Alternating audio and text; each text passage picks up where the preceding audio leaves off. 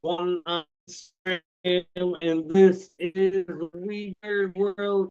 So, uh, 21, 24 date on these days. You got time to get to that interview yet. So we're just gonna have to do things this way for a few minutes. Hopefully, you guys have had a great day, a great weekend, I guess. So completely live. I'll wait to see if YouTube catches up somehow. One way doesn't live, but browser always needs a minute to catch up. Till then, I guess I'll just ramble aimlessly, make sure my mic's on. It is. And rolling, I guess. I don't know. Connection timed out. Is it like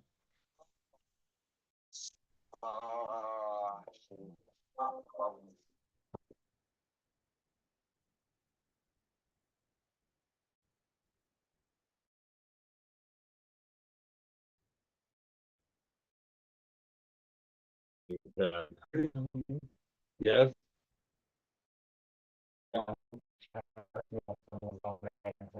Alright. Fine. I do that. Go to YouTube. Try to find the show. Well, I guess they're just buffering.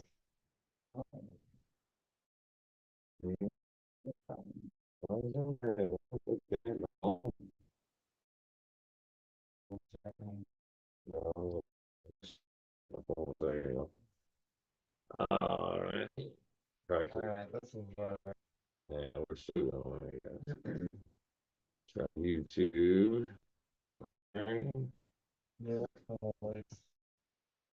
Yeah, everybody, if you can hear it, everybody. Get it together. For any sick.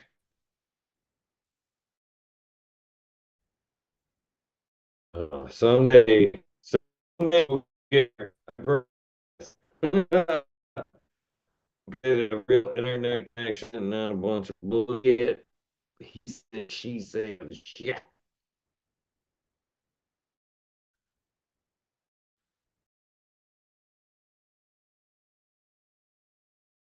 It's the lie.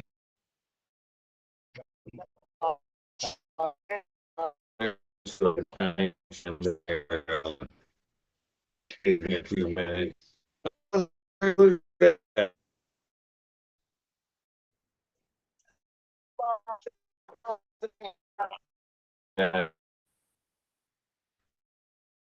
What's that?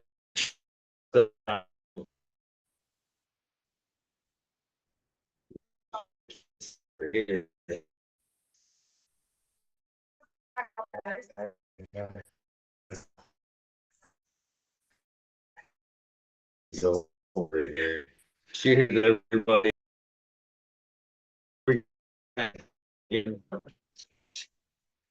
Someday, this YouTube now, can just maybe, just maybe, find the damn chat. This is the last inside. Guess I go to my channel. Oh, there I am, 19 cool 40 people watching. And you get there with us as we try the hot spot. They may be throwing us a favor and putting us in the hell. Who knows where this is going next? But hopefully they have fucking internet. That's all I can say. Here we go. Justice, this is Justice Smith. Cheers. You guys are rock Pharmacy Seed Networks. What up? Carlton, this shit, this cat popped out. Seems like being a little greedy with all the stuff I've got going here. know why it's still buffering over there after I got a pause. Cheers, everybody. Sooner or later, we'll have chat. This is the Weeder.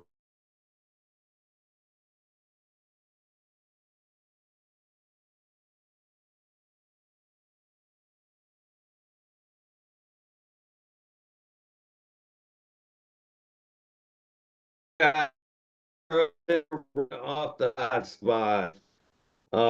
Here's martial artist. I got a thing from YouTube saying you're my number one commenter. So cheers to over 100 comments. It said and shows. Thank you. Continued support, throwing my life away. Cheers, you, Kevin O'Donnell. Cheers, Sheldon, Scene or Sheldon. Sorry, Sheldon. 5420. Cheers to you. What up? What up? What are you guys smoking? Please click the live chat. And if you guys want to hang out here and fucking have the numbers, please do so. This is, of course, a weed nerd world. Help me put some weed in it. Georgia Grow Guy. Y'all can stay in my empty rental space if you want in Georgia. Hey. What's the weed? What's the case laws like in Georgia? I'm not. I'm open. I'm open to all opportunities at the moment. Lord knows it can't be as nightmarish as where I've been. Yeah. So, modern. What's up? Cheers, cheers to you. Oh, all right. You got the pot. You got the pot. You got the pot. Cheers, Miss Angel here with me, but you guys probably all figured that out. Cheers, everybody. Hectic day running around, get vehicles squared away, trying to get things packed into storage until that next opportunity arises, which is hopefully soon. But hey, what can you do but keep your head up, keep a smile on your face, and keep pushing forward, right? That's right. Sometimes it's been a challenge in the last year to keep those boxes checked, but I don't know. I don't know how I've done it, how I'm managing to do it, but I feel stronger every day. Cheers, you guys. What are you smoking on? Cheers, A Nova. Nice to see you. I wonder if I can get to the YouTube thing to I bet you I can to show you that there, Marshall. I meant to actually do like screenshot and post it, but life's been so fucking hectic lately, it's hard to remember anything. Oh, as soon as this loads up, I'll take a look. Man, it's overdue for that to be. We need to like a double up on that.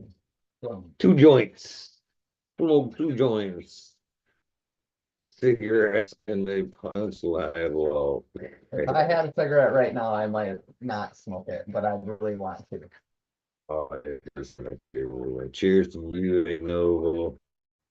Yeah, life's been crazy to me so far. Man, but I'll say this, out amongst all the chaos, it has been a beautiful opportunity. The last few months, we haven't got to get out and do much of anything, but the last week or so, it's been somewhat freeing. We've actually kind of got out and seen some beautiful sunsets and some back roady journeys for car parts. It's led us to many, many beautiful landscapes around southern Michigan there. Of course, the leaves are turning and becoming very beautiful. And so life's crazy ups and downs has led us down some amazingly beautiful back roads down here in southwestern Michigan. Yeah. beautiful drive. At least some blessings in all this. The Nile Air, Mr. Brett Anderson. I hope your harvest is all taken care of, and it was incredibly bountiful. Cheers to you, sir. Hopefully you're doing well. The Nile Air, cheers to you. Hopefully you're doing well. Kind of keeping up here.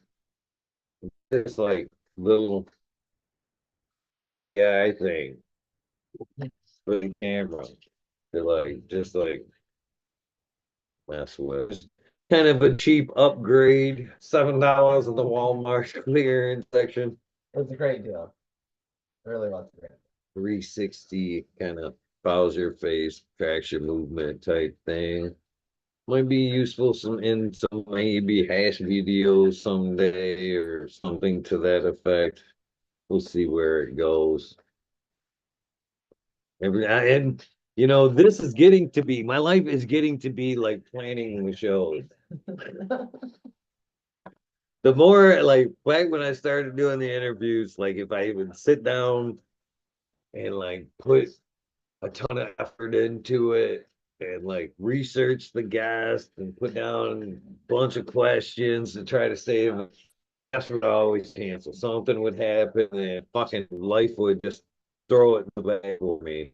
But oh, now it's going crazy right there. But and I found life has been like that lately too. The more I'm like, yeah, I'm good. I can start banking on shit. I can get comfortable. Life goes, no, no, no, Not no, yet. not yet. Nope. So I think it might be just better to kind of go back to the old, just fucking tuck and roll and just go with it. Just go with it is what uh I The don't know. plan is the best plan. I guess. Cheers, G-Bay Genetics. How you doing? Mr. Modern Genetics says fire in the hole. Working there. Almost there. We're Almost working there, there. Robert. Almost there. Pushy about it. Trying. Jeez. Why can't it be me, Mr. P- What's up, good sir?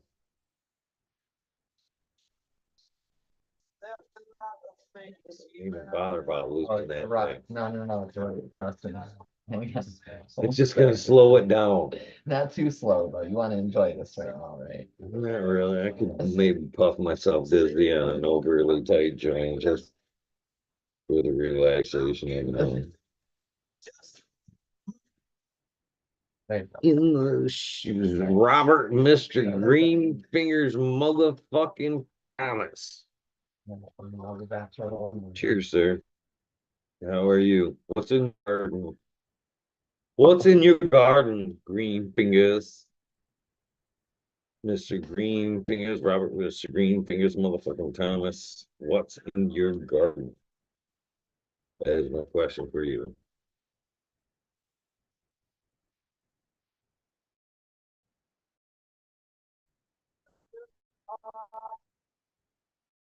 Somebody planned you guys will get stuck with me rambling for a few. It's 4:20 on my fucking laptop. I need to fix that time. Coming up on the 20th. It's over here.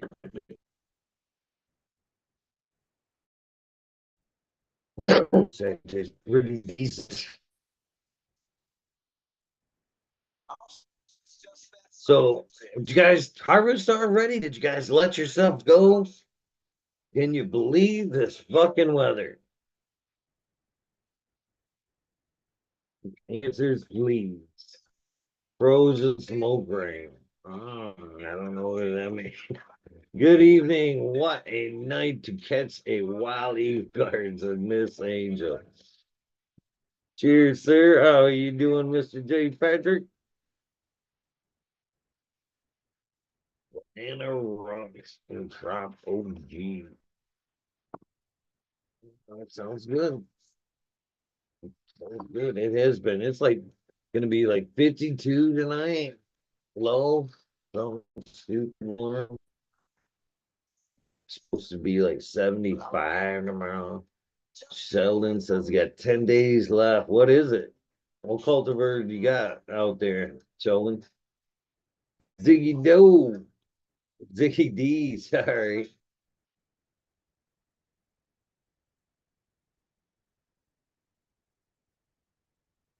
Oh no, shit. Must have been in the area.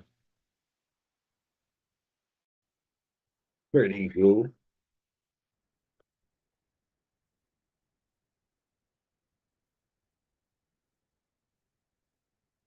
Frenchies.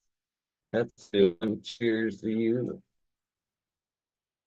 Nice little oil ring on that bad boy. Now I don't think you see that bugger.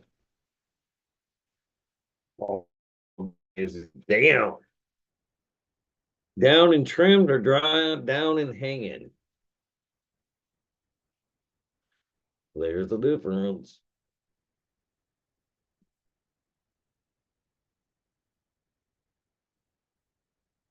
Guess we're on a Creed playlist tonight. Creed ain't bad.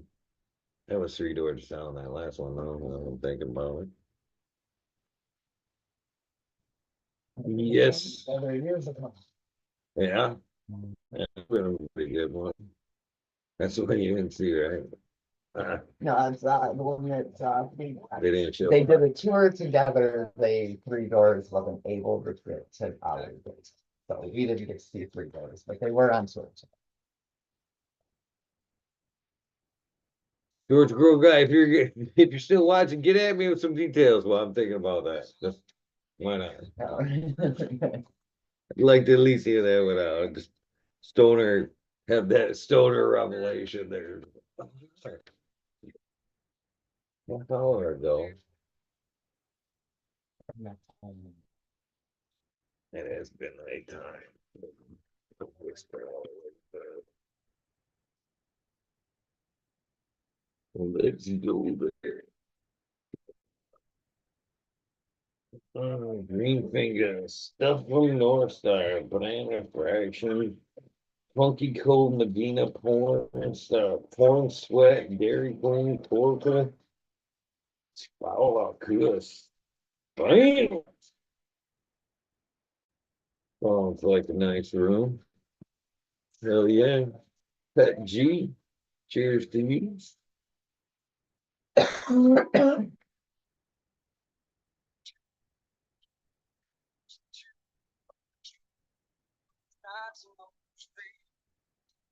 Ah, ever seen Brett said frozen smoked ring? And, who was it? Frenchie said, cheers. Said, it looked like a halo. Brett was just saying it was, when I was buffering. Oh, no. It's basically chilling. Give me some more weed. And I will get some more weed. Yeah. Cheers. Um, so I heard who you guys smoke now. I believe there's no weed there popping in tonight. Yes. Yes. I should have been gonna get through all the few minutes in.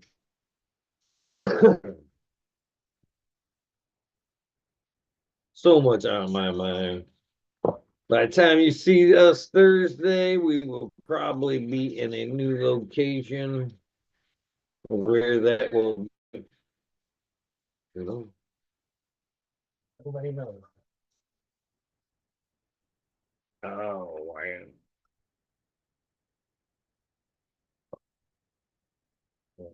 I'm just puffing around now.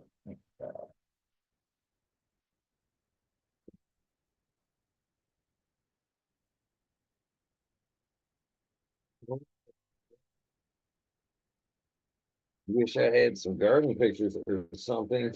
Yeah, it'll be a minute for them. In fact, Justin, Mr. Justin, are you interested in the genetics that are going here? I'm not sure yet if they'll have a home for with me in the next location. Hopefully that's a yay. Both coals that are in the fire or phone numbers that I have. Luckily or not, that may be a possibility, but I have no confirmation on either of those and time running out. So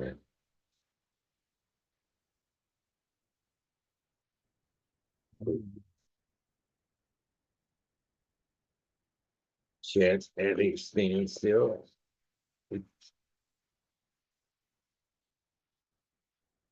I'm sure how I feel about the camera stands on there. It's different for you.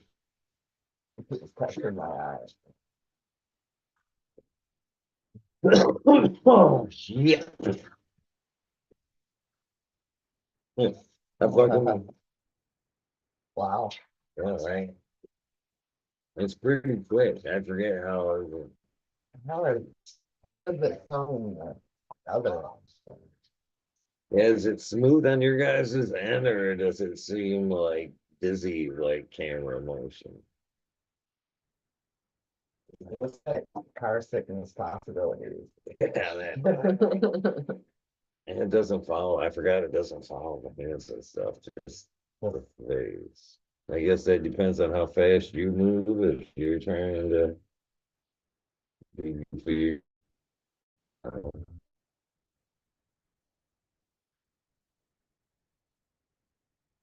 No weed nerds want to pop in and show off us that garden, huh?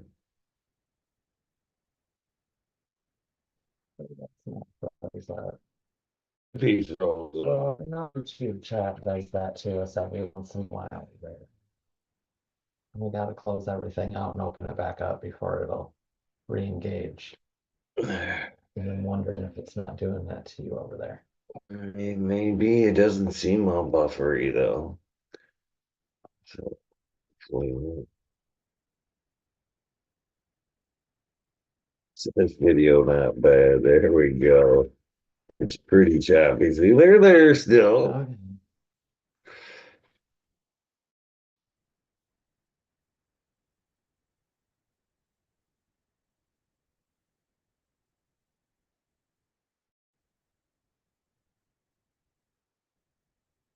Don't do whoops. Oh, it's been a long time. Trying to catch up with my match here. Looking forward to hearing what your next chapter is. Man, at this point, I've enjoyed a few chapters. I don't know if I've enjoyed, but you've seen quite a few chapters for sure. It's not just audio. Oh, is it because I put that window down there? Yeah, it's a little choppy.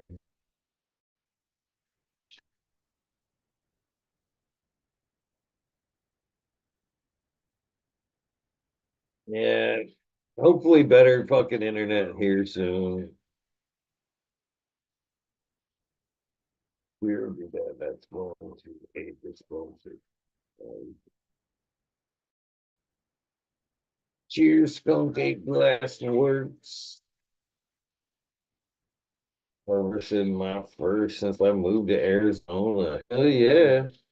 I didn't wasn't aware you moved to Arizona. That's awesome. Super cool.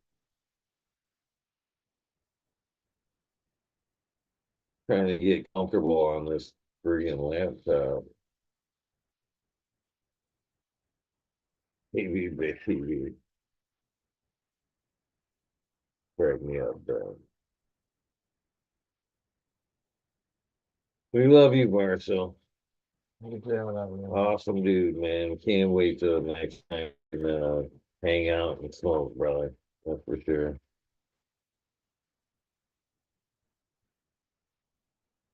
That's what I'm wondering, Nova. Where are all the nerds at? It's snowing here uh, as well. Where are you at, Frenchie? You keep that snow there, by the way. I don't know where you are, Don't want them. but please keep it where you are. Mine in the dark.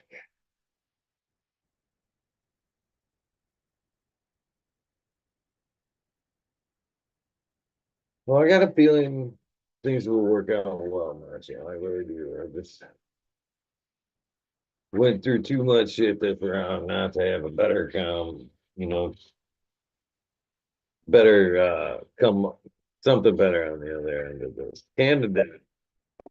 You Canada shoes. Where's the major been? Anybody seen the major around? Paging Major General. Mr. Modern Genetics popping in. Cheers, Modern. I don't know if he can hear us yet. He's got his mic on, camera on.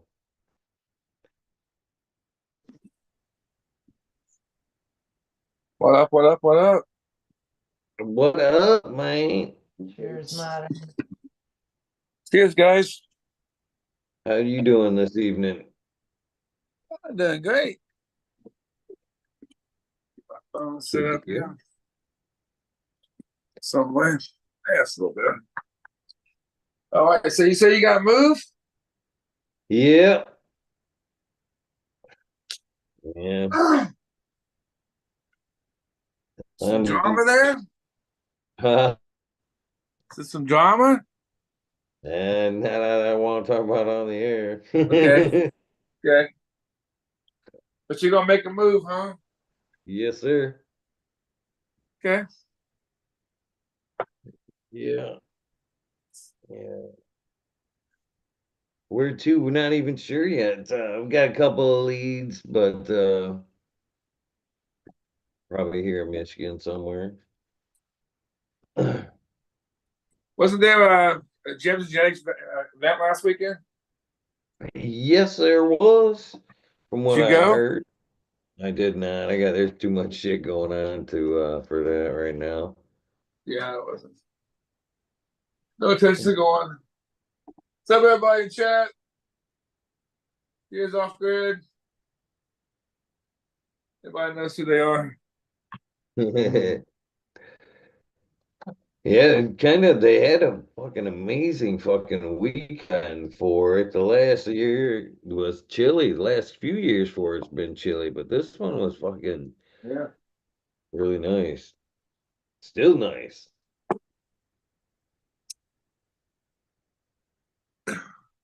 What you got in them tents behind you? Oh, got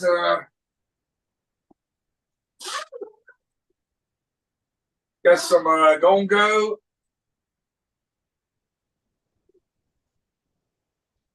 Got some Platinum Asset. Got some Cowboy Cake. Got some Block Monster. Let me see. Turn my camera around here. Who's the black monster by? Oh, oh, fuck. Oh, So Fire. That's the big one in the back. That's Block Monster. So Fire. My Golden Goat. And Boy. my cake back there, Cowboy Cake. And then I got a couple Platinum Assets here. They're doing fine. Everything's doing wonderful. Yeah, I was telling you the other day, my other room was kind of acting up. Yeah. And I thought maybe my lights or whatever, but no. I figured out what I did wrong. I don't normally never have this happen before, so I guess when something new happens, you don't know what the fuck to say about it. But I have fucking stem rot. I buried my shit too deep. Transplanted too deep. And I got fucking stem rot. The first for everything. But I'll tell you something anybody else want to know if you ever have that happen. I mean, my plant was just sitting there just dying. What the fuck? My plant's dying. What the hell? Never had that happen before. So I did take clones off of them. And the clones, like fucking 4 hours, it cooked right the fuck up. It was good to go. So I was able to keep the shit, but the plants, a couple of my plants just flat out died. Wow. Crazy. Were you watering real heavy after transplant? I I transplanted them too deep. I brought soil up too much. And when I transplanted it, she wasn't a couple of the plants weren't happy goes anyways. So I don't think they just didn't take off real good. So the water just saturated on that fucking stem and freaking Rotted killed out. the plant. Is that Jack there? That is Yeah, Jack. that'll Cheers, happen. Jack. Hey, what's up, Jack? Good to see What you, up, brother. Modern? Always I good guess to I'm see not you. really visible. That's a Stay off face camera. I remember. That's a face that takes me fucking back right there. Cheers, Jack. Cheers, Jack. Cheers, brother. I told you I'd be busy working, and I am. Not to hijack the conversation, I do think, Modern, if you don't get a happy girl on a transplant, they can rot real quick if they get a little bit too much water. So Yeah, I just never respect your never intent. happened to me before. So never have it happen before. It's first time for everything. But Yep. no Hey, we loss. live and learn. Yeah, no loss. I was able to keep them. I was able to cut clones off of them and keep them. So I wasn't That's able all to that well. matters. Yeah. But yeah, Eagle, I'd been avoiding doing any shows until I finished 50 Strains of Purple. But I just finished it like last week. So all I've got to do is write up the back cover, get the cover made up, and get it all printed up. I got to go talk to the people at the print shop to get the cost and everything. But I'll have the pre-order coming soon. That's fucking awesome, man. Hell yeah.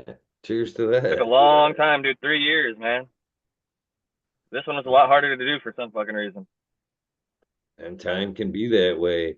During the first one, and we had, a little bit of the COVID times going there. Everybody was locked in. Then, obviously, fast forward and back to crazy life. You know what I mean? It's harder to kind of set time aside for, stuff like that. I understand anyway.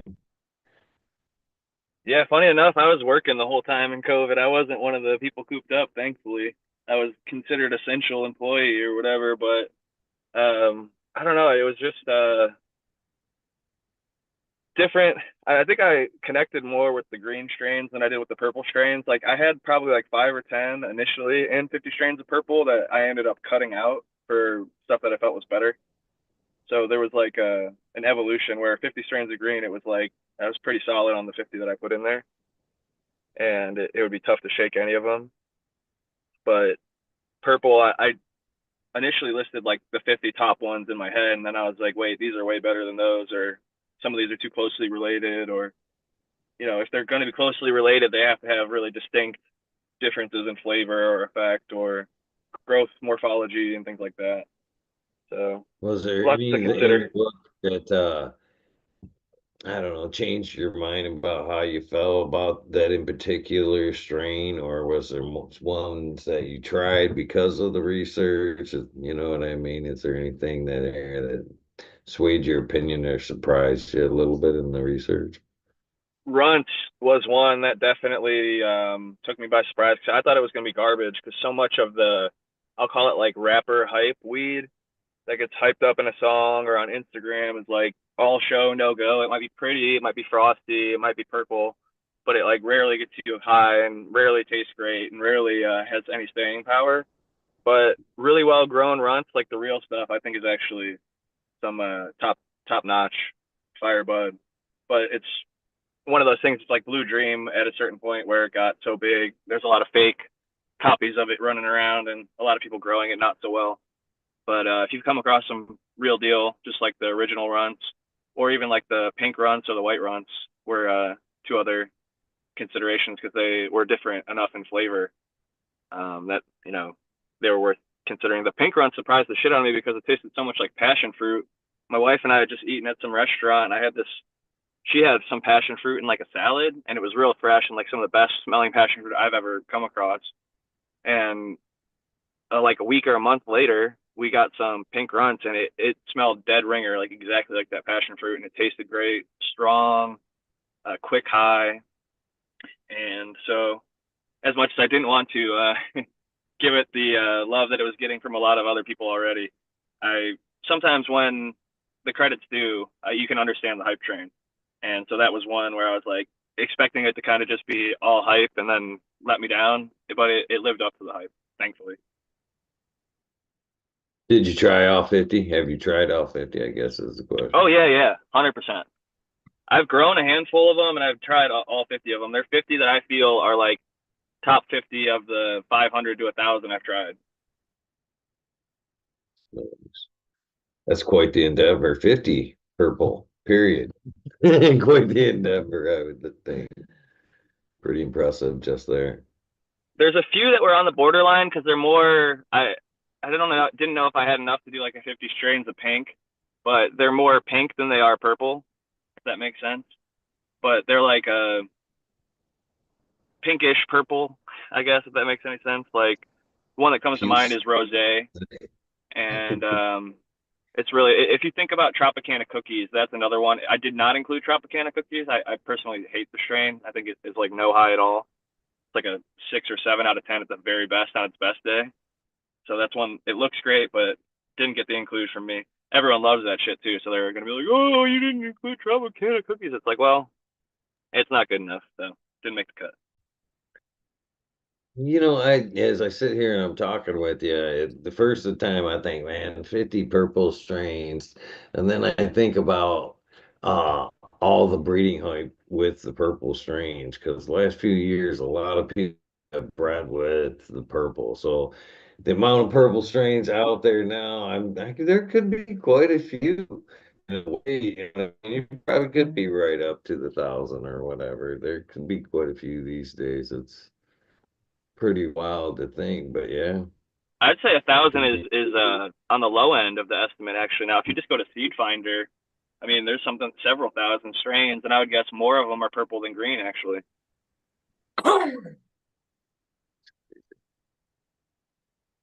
Crazy to Bought some think. new stuff myself. What you got? Yeah, I got a whole bunch of shit. I need to pop some new stuff. What's top Next of the up for list? me is Oh, dude. Vortex. The fucking list is way too big to really just do it well, but oh well, just gotta pick something out. Pick something you want to choose. It's kind of hard, but so My much next I is want to grow. oh, go ahead. Sorry. I was just saying there's so much I want to grow. I just ain't got enough time to do it all. One at a time, or a couple at a time is the way I go about it. But my last grow, I started some and had to shut it down for one reason or another.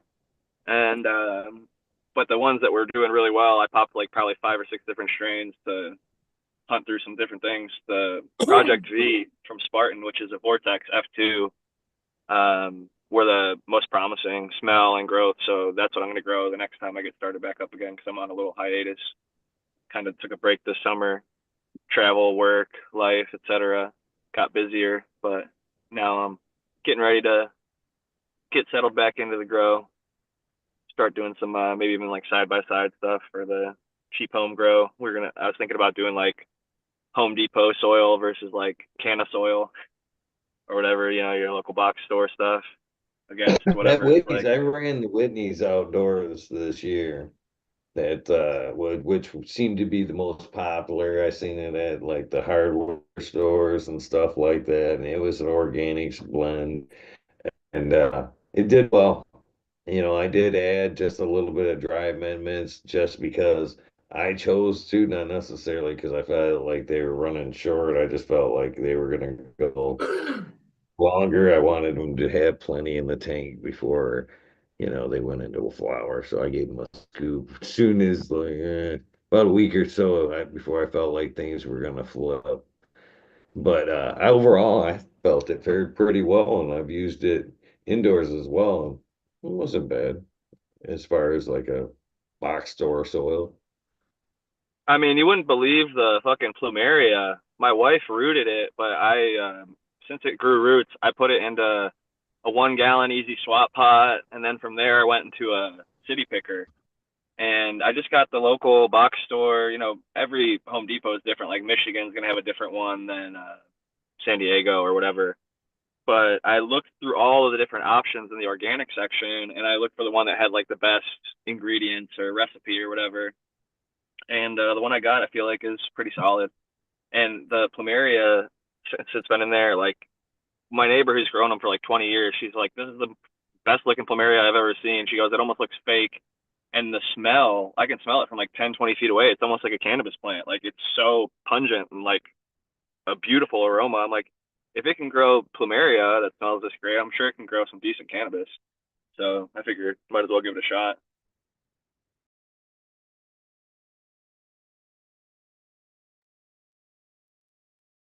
Do you guys ever grow plumeria up there? I feel like in Michigan it might be a little too cold, not tropical enough. I haven't yet. I just what I was saying there before I realized I was muted is I feel like that we do pay a lot of cannabis markup when we do talk about soils.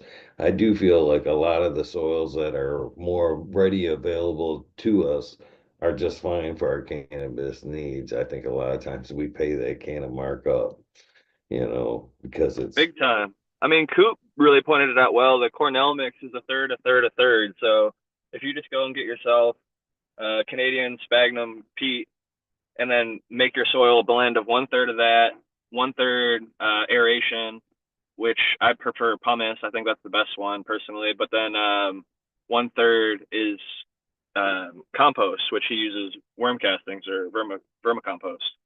And with that, you can throw some like I like Build a Soil's Big Six micronutrients in there, but like the last like 1 to 5% is like the you know dry amendments that you can toss in, and I like to actually go probably closer to like 40% aeration. So like 33% of my soil will be a pumice, but then I'll do like 7% rice hulls, which I'll almost use as like a soil mulch layer at the top because it's great to have a mulch layer one, but two, it also provides silica slowly over time. They break down, and it's just good. Cannabis loves to be in well aerated soils. If it gets a little too clumpy and wet pockets, you could start to have problems. So I think 40% aeration. Once I saw Russ Brandon recommended that once in a recipe, I've always pushed 40% aeration ever since then, just to be safe, so I could push more water through it if need be. Cheers to Brandon Ross. I met that motherfucker firsthand and had a fucking ball with that dude. Just saying. One cool dude right there. Not just a He's cool as cannabis. shit. I met I him right just after he got out of prison for manufacturing fucking BHO in California. It was bullshit. But we were tie-dyeing t-shirts on 420 like the same year he got let out. And he's fucking I've never seen a meteoric rise like I've known a lot of people that have gotten locked up. He's the one who's like the most improved award. Like this motherfucker got out and he's set up like multiple businesses. He's traveling the whole world. He's like giving out free education. He's set up Bokashi Earthworks is incredible, but he's also doing so much consulting and got his own dispensary that's opening on Wednesday in Oklahoma. I mean, like, that's talk why I about want pull to give yourself him up the from your fucking props right bootstraps. there. Out of somebody that's fucking doing that good and shit, he is still one cool fucking dude right there. He's not necessarily, you know what I mean, changed his attitude or whatever, man. It was for somebody that's killing it and doing as much as he does. Yeah, it was a pleasure to meet him. Great time. He's also tatted the fuck up like you, and I know a lot of people discriminate on that because they fucking feel one way or another. But you know what? He's one of the hardest working motherfuckers I've ever met, ever. And I challenge anyone to find me someone else who's working as hard as him because it's few and far between. Oh, he was a fun dude to hang out with. Seriously, like there's a random we're fucking off, just smoking weed, having fun, and random weirdest side effect. I can't even tell you what it was either. I was fucking stoned as fuck. Random weirdest scientific fact, and he was like, as soon as it left his mouth, Brandon had an answer. Just really like, I mean, without like skipping a beat. And even in stoned, we've been smoking weed all day. He's full of good information, even as much weed as we've been smoking. It was just, yeah, it's a cool dude. Cheers, Brandon. He's full of info and he's fun to hang out with, man. He definitely knows how to have a good time on top of being full of good info. He's definitely a great dude to chill with.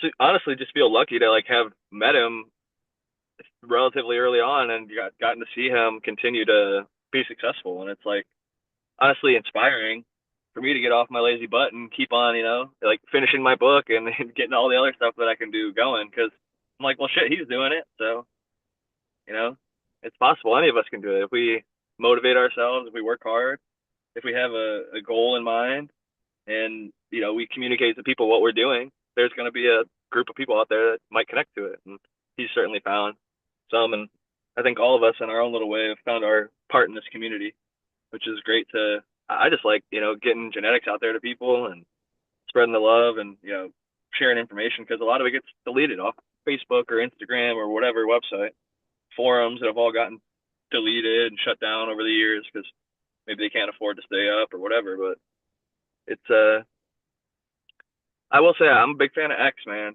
Shout out to Elon fucking buying Twitter and changing the name and saying if it's legal in your country then you can post about it. And I've never had a single cannabis post removed there.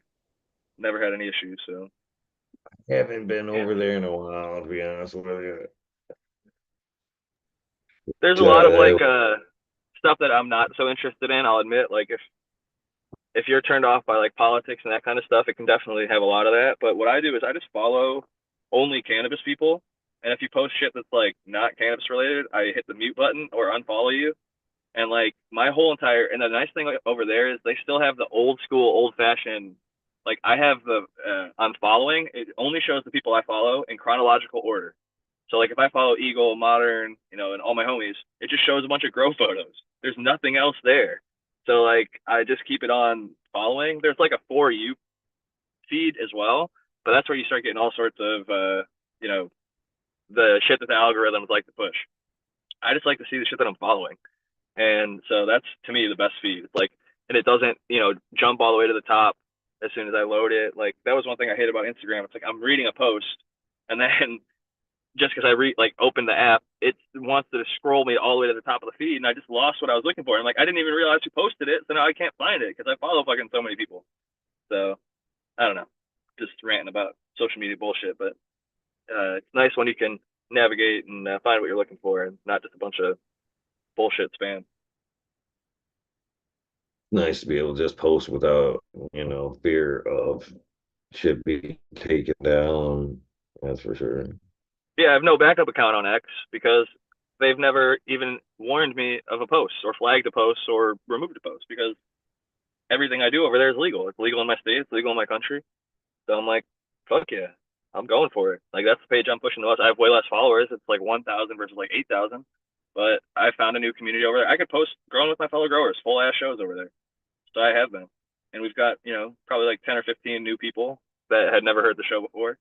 And they're commenting on a lot of the You episodes. hit me when I was like, you can post video over there? Fuck yeah, man. Yes. Yes, Is you that can. Wow, it's been that long since I've been over there. So that's kind of maybe. I've never thought about it, but I've been pretty laxed about, rebroadcasting a lot of stuff anyway. I don't know. I don't know. At the I put point, it on all the podcast platforms and then X. That's the two places. It's always going to be on YouTube. Hopefully, knock on glass, save our ass. But hopefully YouTube never does the fucking strike down like they did once upon a time. I'm sure you remember the purge, but you know, I think they I'm definitely. hoping to get a little bit on top. I'm more on top of some of my shit, actually. I've kind of life's forced me through so many ups and downs, and I've let that kind of hold me back in a lot of ways as far as the channel and doing episodes and yada yada yada. So this hiccup, I've kind of decided, you know what? Fuck this. I'm buying a laptop and I'm gonna kind of get used to, doing this, so I can do this wherever the fuck I want to do this, where you know what I mean. And so I'm gonna continue to kind of do things like that and just run with it wherever it goes and just yeah. Life's too crazy to fucking just kind of be nailed down at the moment. Just downsize. You got to get a Starlink, bro. Then you could broadcast from fucking anywhere. Get yourself some internet, even if you're in rural Timbuktu fucking two nowhere. You can strap that thing on your truck, give yourself a Wi-Fi signal, and you're golden. I know a couple people with them. That shit kicks ass. Not like I haven't talked about it before, kind of the traveling around doing a little bit of shit, man. This time around, it's on like it sounds sweeter and sweeter every time. That's like, wow. Dude, you're handy. You could probably build out in the back of your truck one of those campers that like sits in the truck bed that is like big enough for a bed, a little kitchenette, and some clothes. You could do like the traveling Weed Nerd World, fucking let people know like, hey, 1 month we'll be in Fort Lauderdale. Then the next month we're gonna be in Texas, and the next month we're gonna be in or not Texas because fucking they don't have weed shit going on. But like Cali, come out to fucking California, come out to Vegas. You know, do a broadcast with Johnny live. You know, have him right next to you while you do it, and then like we could jump in just like me and everybody else, modern, fucking Rez, fucking. Hopefully we get the major back sometime with his foggy ass camera. And you know, everybody, Smiley, all the homies. So I'm forgetting people, but well, there's so many, it's hard to remember. 840 fucking homies. It's hard to get them oh all. yeah, Modern. That sheet you got right there, it reminds me when I fucking was going to the dispos, every time I put some seeds and was running it, I would print that fucker out right there. Me And when too. I went to the dispo, I would let them look through the catalog of what was in the garden. This is what they Yeah. say about it right here. What do you got right there? So what are you trying to show us? What's right there? That was Northern Lights. Is it in the ground or coming up? No, I'm just these are the things I've got and the things I'm putting in. Putting in the ground here. Here's who's some the of Northern that. Lights from? Pakistani Valley Kush. I always found them things to be super handy. That way, when I go with a dispensary, Yeah. they knew exactly what genetics I had in my garden. It wasn't necessarily whose version is it, da da da da. They could refer to that.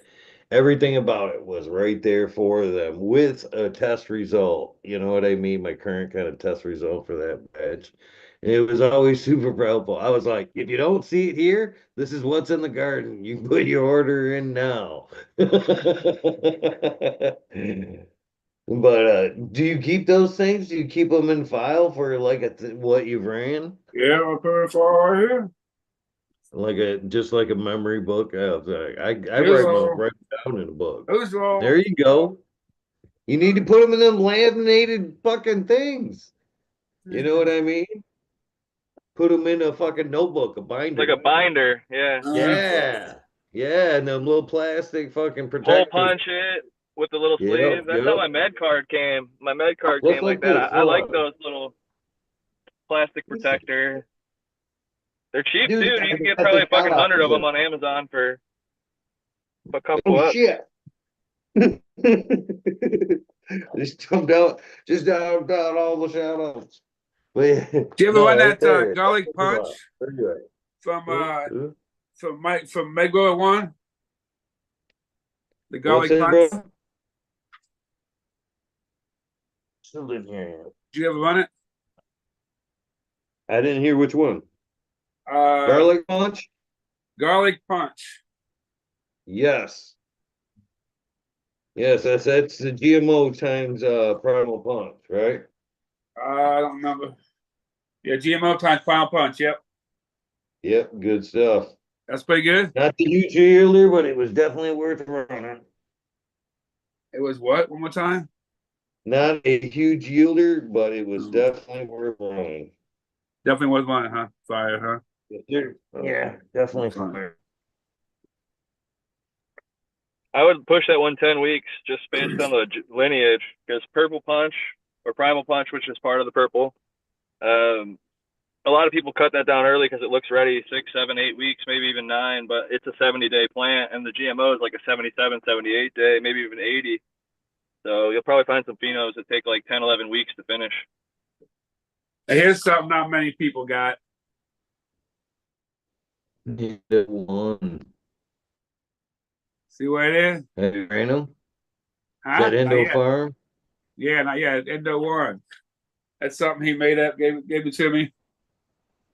I bought some other stuff from him. He gave me this. He said, "Not, not people gonna have this." It's a You Canadian didn't tell me blueberry the other type day. Northern Lights, number one. Going Endo number one. I want to run that one.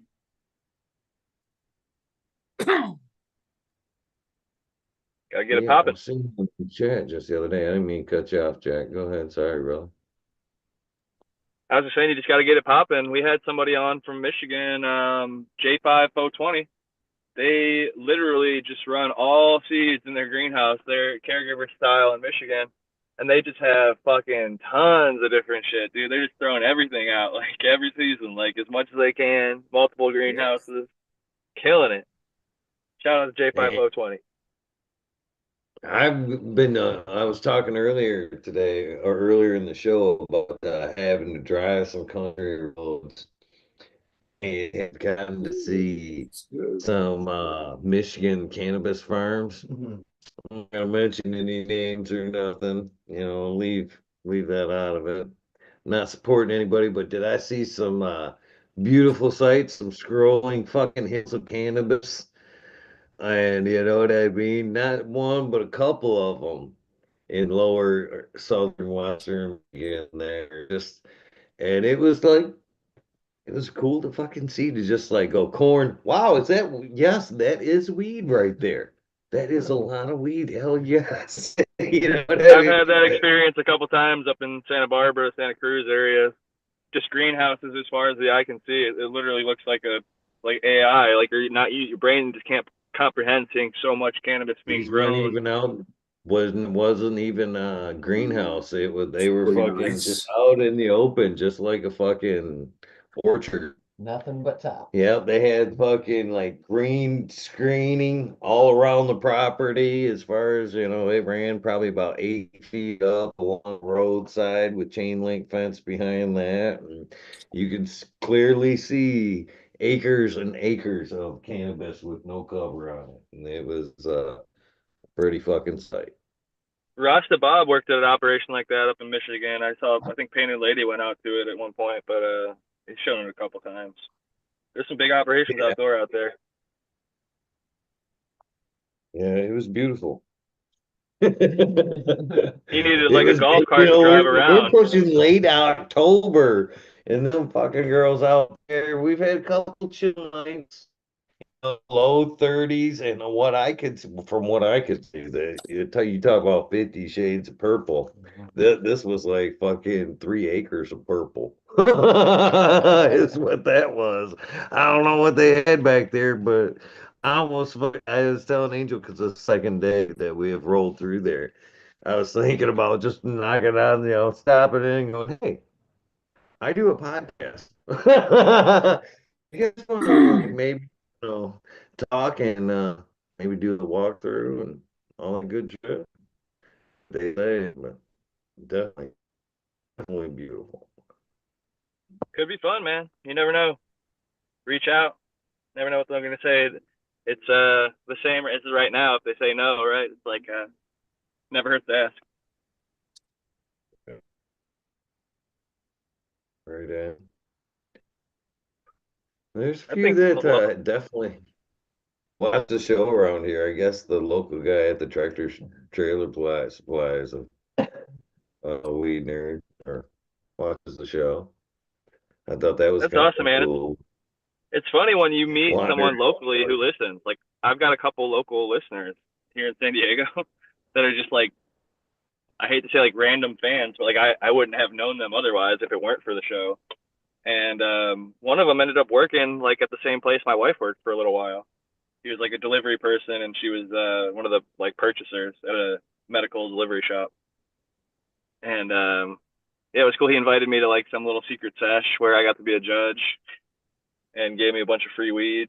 So it's always fun linking up with people that are fans of the show. A lot of them are growers themselves, and they want it's funny how many people, whether locally or online, want me to try their stuff. So one way or another, I end up getting samples to review, and quite a welcome part of life is getting to try really good weed that's homegrown by people that are passionate about it and just want to share and get others' opinion. And like not just like, hey, this is good. Like I'll tell them like, oh, like I smell this terpene, or like I get this flavor and like this effect, and so I try to give it like a lot of detail. Well, I didn't realize, Michigan had its fertile of, obviously we have farmland, we do our own agriculture, a lot of agriculture here, different bullshit, other Michigan cherries. Did not know that there was such a strong agriculture region down here with the blueberries and all kinds of fucking uh orchards and vineyards down here. There's more farmland down here than I ever thought down here, and very different microclimates to where it's very wine-like and very Northern California-like down in Southern Michigan. I really see if the market opens up to the small guys like some amazing small craft cannabis coming out of that this kind of region down here. If we were allowed to, you know what I mean? Or I'm sure as well, I guess even as I just drove down the road and seen it's being done, you know what I mean? But it'd be nice to see if, everybody was doing it. I want to see that in every yard. Is that too wrong? Just an acre of cannabis in everybody's yard. That'd be nice. Shit, if everybody had an acre, Everybody that'd be should nice. have an acre plus an acre for cannabis. I should say that.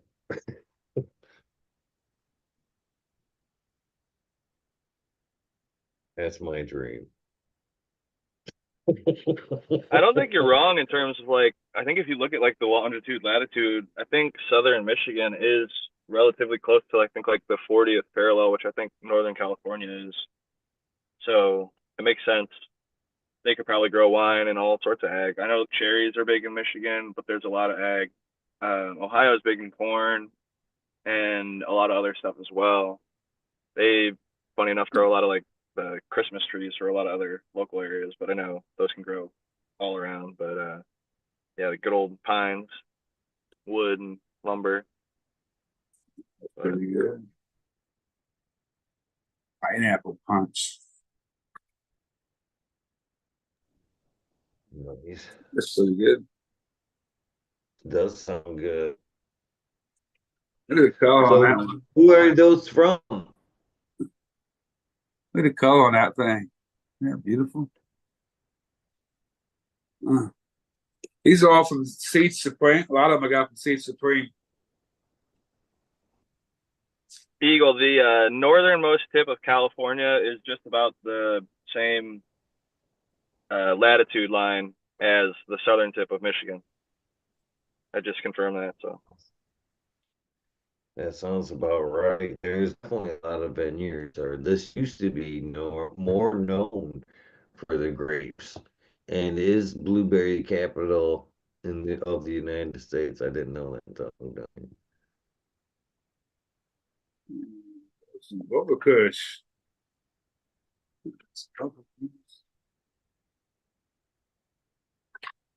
But it's awesome though. As yeah, fucking, you come from cities, you think everywhere is city. You know what I mean? But man, I come down here and I expected to see more city life. You know what I mean? I know more northern Michigan's fucking less populated. They say fucking all of our population is below like I-69, below Saginaw and down. Yeah, yeah. Our whole population's right there. The all northern Michigan's very sparse as far as birth population. I moved down here, man. I didn't realize there was still a lot of rural land down here, and there's nothing but fucking huge acres, fucking farmland and shit like that, of corn, all kinds of shit down here. Acres of orchards, blueberries, all kinds of beautiful area to drive. all kinds of still old ancient farmhouses. I seen this motherfucking brick old house today that had to be like early 1900s, late 1800s, and this sucker was far three farmhouses stacked together, all brick facade, beautiful. Oh, That sounds I beautiful. dig that shit. Modern, who's the wedding cake from? Uh,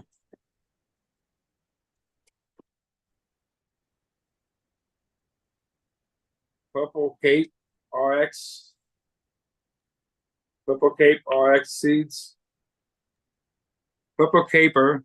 Purple Capper or Caper. Caper. I think they're out of like San Francisco area. They do a lot of clones in the Yeah, they legal are. market. They're out of San Francisco area. Yes, correct. Yeah. I think about buying this motherfucker actually.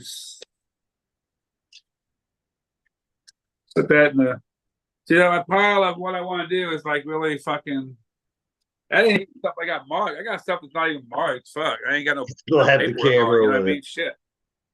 This stuff I just got paperwork on.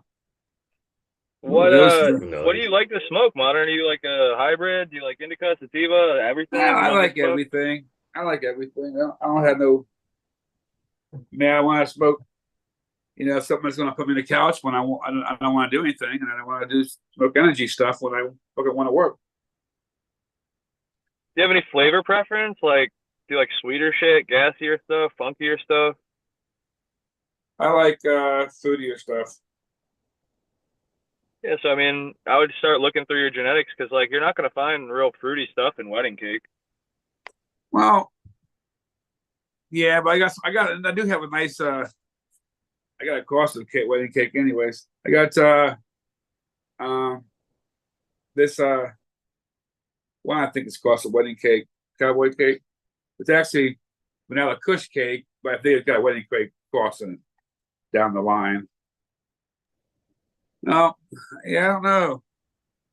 I like fruity stuff, but I mean, I like being different. You know, I like different things. Nothing wrong with that. It's nice to change it up. Wedding cake is often like minty or like lemony. Like it's actually kind of rare that it comes out cakey. So I can see why people cross it to a vanilla kush cake because they're actually trying to get that vanilla that everyone talks about. But that was only expressed in Jungle Boy. Like the wedding cake is a triangle mint number 33. It's a triangle kush cross, like triangle kush cross to animal mints number 33. And so it's just interesting. A lot of people assume like just because they have that cut that theirs is going to express how it expressed in Jungle Boys. Like if you've seen like the grow off, like a lot of people get the same cut and then have it expressed way differently based on their environment. And Jungle Boys have a very specific cultivation. They run pretty hot and pretty high EC. And if we're not doing that same kind of stuff, I don't think should really expect the same kind of results. So like somebody was like, "Oh, I'm growing wedding cake, but it's real minty." I'm like, "Well, the lineage is like a mint strain, so like that's actually not super surprising to me. And I actually see that more often, like mint and lemon in the wedding cake than I do vanilla cakey stuff." But I don't that's just like one I of don't those. like leafy. I don't like leafy fucking bud. I don't I'm like with my you there. fucking leaf, my buds be full of fucking leaf. I like my buds to be more fucking bud, not fucking leaf. I'll say that. I do say Good that. ratio, good Anything I density. close,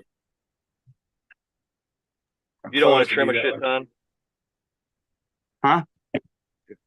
It makes it nicer to trim. You don't have to trim a shit ton. Absolutely. Absolutely. Who wants to fucking trim? My wife's the trim squad, so I'm fortunate, but I am with you on wanting basically mostly nug meat and just a little bit of frosty sugar leaf. I've actually got Brandon's blueberry train mac running that hopefully I'll be able to keep going. If not, I'm gonna have to pass to a lucky weed nerd to see finished out. But There's some skunk phenos in the Blueberry Train Mac. He's actually on Wednesday. He's about to drop a cut of his skunk pheno. nice. They're the F3s and the F3 version of the blueberry train. Okay, I think the That's F2 might have the skunk, but still, it's if it's in the F2, there's probably a chance. that he didn't completely select away in just one generation. Is that Dojo Seed Co? No, Smiley, I believe. The Smileys. Oh, that's Smiley's Angels. Yeah, Yes. this one is MI Punch. Purple Punch crossed with probably Purple Punch back cross. So it's basically Like probably a Purple Purple Punch High Punch. School Sweetheart.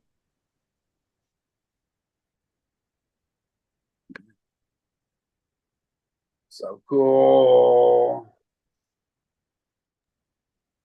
The reason we're all here, shit. So for the most part, dude, to be honest with you. The weed nerd, man. Fucking sub was the man. Definitely But I nice. did have one Smiley did give me one I wanted to run. I gotta find it. What was your favorite from I guess sub? might be it here, the Jack of Diamonds. The Platinum Cake Mine? crossed with his Jack Quick. Skillington. Crazy Train. Oh no, this is what I want for sure. Rascal Jacks. Rascal Berries crossed with Jack Skillington. That's gonna be fire. Plus Berry. Pink Pinot made nice hash, and I still got a pack of the original Plush Berry in the original pack that needs to be popped whenever What up, life Johnny stays. Cannaseed? What up, Johnny? Peace. What's up?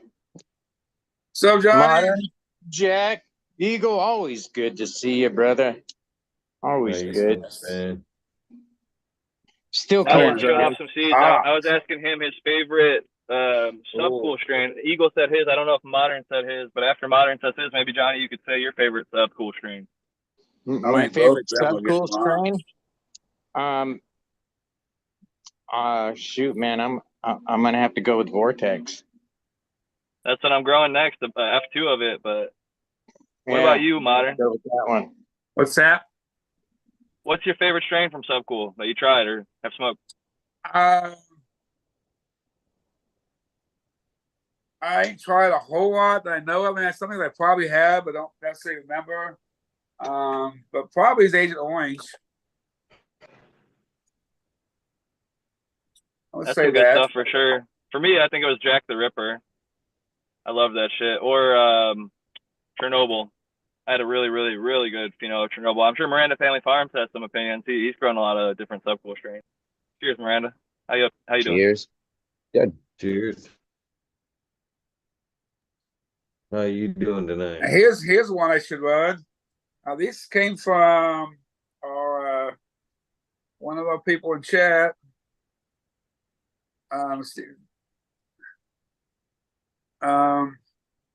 Shit. What's Rigo gave them to me. What's his name? Remember these? That's that's from Agnes. Yeah, Agnes. Agnes. Yeah. And here's a Triangle Kush. Mine's a blueberry muffin. Triangle Kush is a finicky bitch. I'll say that. It's some of the most fire smoke ever, but it is not a easy one to grow. You got a couple blueberry muffin crosses here. I like blueberry muffin. I don't like that. An open pollination one here. I got the real deal from Nat from Humboldt Seed Company. I met him in person at an event, either in Central or Northern California. I can't remember, but him and his daughter were there. They were running the Humboldt Seed booth, and I bought some Collie Kush and some blueberry muffin. I think this was his, but it was he made an open pollination of it. Took all his basically bunch of his seeds and fucking open pollinated a bunch. So that tortoise is going to town over there, Miranda. That's what I was getting ready to spotlight. What's up with the tortoise eating the cannabis? He loves it. It's good for the whole family. Hey, every man and beast. It's great for all of us. Yep. My cats eat it, dude. It's great. The vet told me it's good to prevent fur balls and it's healthy fiber. So I'm like, fuck yeah, I'm sticking with it. He looks like a hungry hippo when he's eating. What was your favorite, if you could name one or maybe a top three from Sub Cool, Miranda? What's your favorite strain from him? I would say maybe Vortex, I guess. It's kind of hard. There was a strain. Like, I guess it was like one of those ones that was like kind of like through.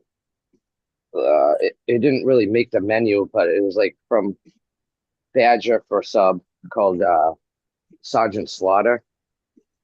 That one was like really good. I fucking forget the cross on it though. I still have the pack, and then um, maybe Afghu Overdrive. I really like that strain. Nice. That's a good selection. I remember hearing about the Sergeant Slaughter. Never tried it. I got to go look now and see what that thing cross is because I feel it's fire. Actually, I miss him, let's man. walk I through the fucking miss room Subcool first. for sure. This is He's got Jelly some Bean strains of 50 Bubblegum. Strains of Purple.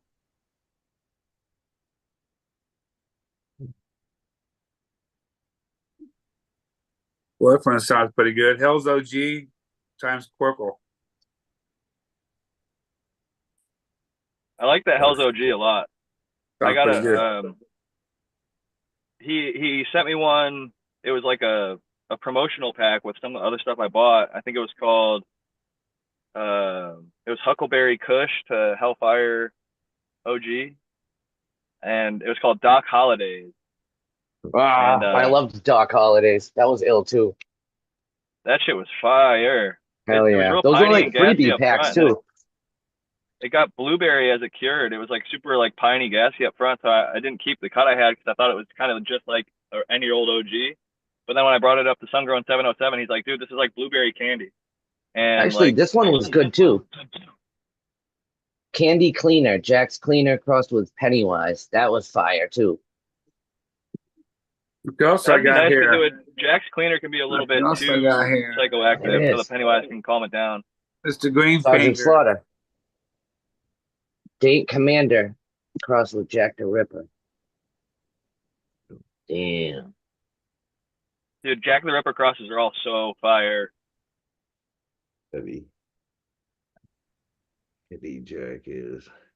But I haven't seen a Okay. good lemon, straight up lemon strain. Even I had some so-called lemon G the other day. I just have no Wasn't idea. lemon zero. Should have been Man, no, lemon no. zero. Subcool's lemon was so good, man. It was like that, like Lemonhead's candy lemon, and the high was just insane. Like it was so fucking strong and so uppity.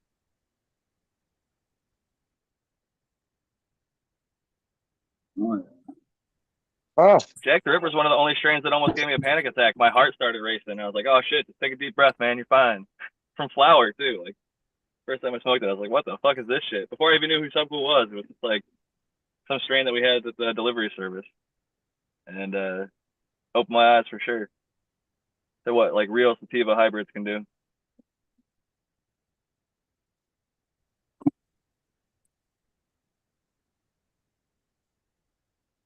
I appreciate sativas more and more.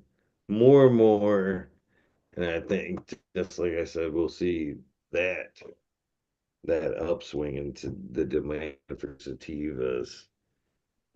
It's man. strong out here. Everybody asks for it because everybody like they label like hybrids as sativas when it's really like gelato hybrids and shit. They're not real sativas. So people are demanding the true sativas, and if people have it, it just sells like instantly. They can't keep it on the shelf at all. You know, my wife's she works at a mall, and the guy that's in charge of the mall found a bag on the bench. So this was just a couple days ago. So he opened it up. One of the jars was empty, and then there was two jars that were untouched, full from the dispensary. It was peanut butter breath. So my wife got a jar, and then she brought it home to me, and then the maintenance guy got one. And so I was kind of excited throughout the day. Oh, I knew because I don't go to this dispensary because it sucks. But you know, excited to try a new flavor from a different spot or whatever. So I guess the guy that found the bag also found the guy's receipt. So this guy was also a medical patient and he had a senior discount. So that makes a difference in this whole thing. So my wife brings me home the fucking pile, and I open it up, and this is stuff straight out of the trim bin or like something that was swept up at the end of the day off the floor, and then they threw it in a fucking jar and was selling it to old medical patients, and it pissed me off so bad that like that's trash, and you're selling that as fucking medicine. I wanted to take that pile, bring it to the store, throw it all over the counter, and be like, you guys are fucking should be ashamed of yourself. Yeah, I know Well, people are buying that because of it's like a budget type thing or whatever. Like, you know what I mean? They're fixed income. even that guy though, it sounds like they just left it there. They knew it was trash. They smoked the one and then they left the rest. Maybe And it that's was what such happened. shit. That's That probably for sucks sure what though. happened. It sounds like I didn't know you that don't was an typically see option. good weed sitting around. I know like they sell like pre-ground like in smalls and popcorn bud, but I didn't know they sold actual trash. Yeah, it's a sad state of Been affairs. You really doing have to be a for savvy or forever. rich to get good stuff. I thought that was just standard operation for the fucking pre-roll market. Fucking at least that's what all has ever tasted like here. That's for fucking sure. In Michigan, that's for sure. That was the way here. I actually got to the point where I started just denying the free pre-roll before I was growing. Like when I would go to the dispo, they'd be like, "Oh, you bought 3/8, so you get a free pre-roll." I'm like, I just bought the best top shelf eighths you have. You think I want that shitty ass pre-roll? I'm like, no, keep it. You smoke it. You get the headache. I don't want it. Well, what kind of, please, and again, somebody, anybody, where does the lot, what happened to put your best foot forward? Where is the fucking logic of fucking sweeping the fucking floor, put a name on it, put your fucking name on it, and expect a customer to go, yeah, that's shitty. What? I want a bigger bag of that. What company is that? You know what I mean? You would want that fucking person take that pre-roll, hit that motherfucker, and go, damn, I want to go deeper. Where's a bag of that shit? You know what I Yeah, mean? you want a Not repeat fucking, customer. yeah, fucking what? It's so counterproductive. I don't understand the logic in the we'll put the garbage in the pre-roll market. The pre-roll market is where the diamond should be to draw the customer in. And this the way I understand it, but maybe it's just stupidity. It's like the You got Bud some Light greenery, Johnny? of the beer market, man. It's the lowest common denominator. It's the cheapest, the lowest quality, the lowest flavor, lowest potency. It's basically water, like Bud Light is like 3-2 beer pretty much. It's like back in the day when you were 18, you could drink the shit before you turned 21 because it was so low alcohol. And I think that is what the majority of the mass market is in the commercial cannabis space. These big facilities can basically only pump out garbage because they don't really know what they're doing. They just copied some SOP from some guy that they paid for a little bit and fired him after the first grow, and then hired a bunch of almost minimum wage employees to fill those roles, and then none of them actually give a shit. They're all just treating it like a job, punching in, and there's no passion, no care. And like a few people that do care get burnt out because when they try to make like any positive change, they're like, no, it's not part of the SOP. They're like, yeah, but I do this in my home grow, and I grow fire, and you guys are growing mids. Like, why don't we change the drying from 95 degrees to 65 or something? It's like they're like, no, that's what the boss man said we got to do. We got to microwave the buds. We got to run them through Penny the antimicrobial machine. Penny Pebblers wrote them from the land of the brickweed. So, actually somehow that fucking trim that was swept up off the floor was better than the brickweed. I agree. Maybe not by Some of much. the brick But back in the day, Brandon called Pretendica. He's like, I'd fluff it up. Like some of the shit, from Mexico that was being imported wasn't actually the worst in the world, but like then there was like paraquat and garbage. Like there was some real terrible brick, and that was what most of it was. But there was like the rare, decent brick that came through, according to Brandon. I never smoked that shit because whenever I got offered like a quarter for a quarter, like I was like, I'll just pay for the regular, like decent. I'd rather get the mids or the good quality shit than the stuff I had to pick a bunch of seeds out of and might have some nasty chemicals on it. So, Hey, Jack, what do you think of this? Thin mints times runch times that cost times great cream cake, purple lunch cake. Sacred Cuts. What does that sound like? That sound pretty fruity. I think that could definitely have some fruity flavors in it. Runts has a lot of good flavor.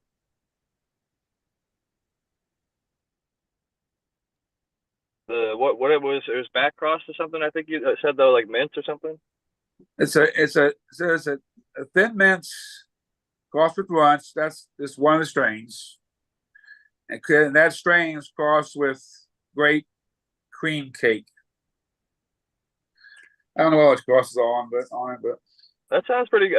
I think that could definitely have some flavors you might be interested. I think there's sounds definitely going like to be a lot of. I think I might pull that thing out there. Or they call it purple. He calls it purple Runts cake. That makes sense. Name wise. Got a frosted fruit cakes too. I'm gonna try to find that one. Run that too.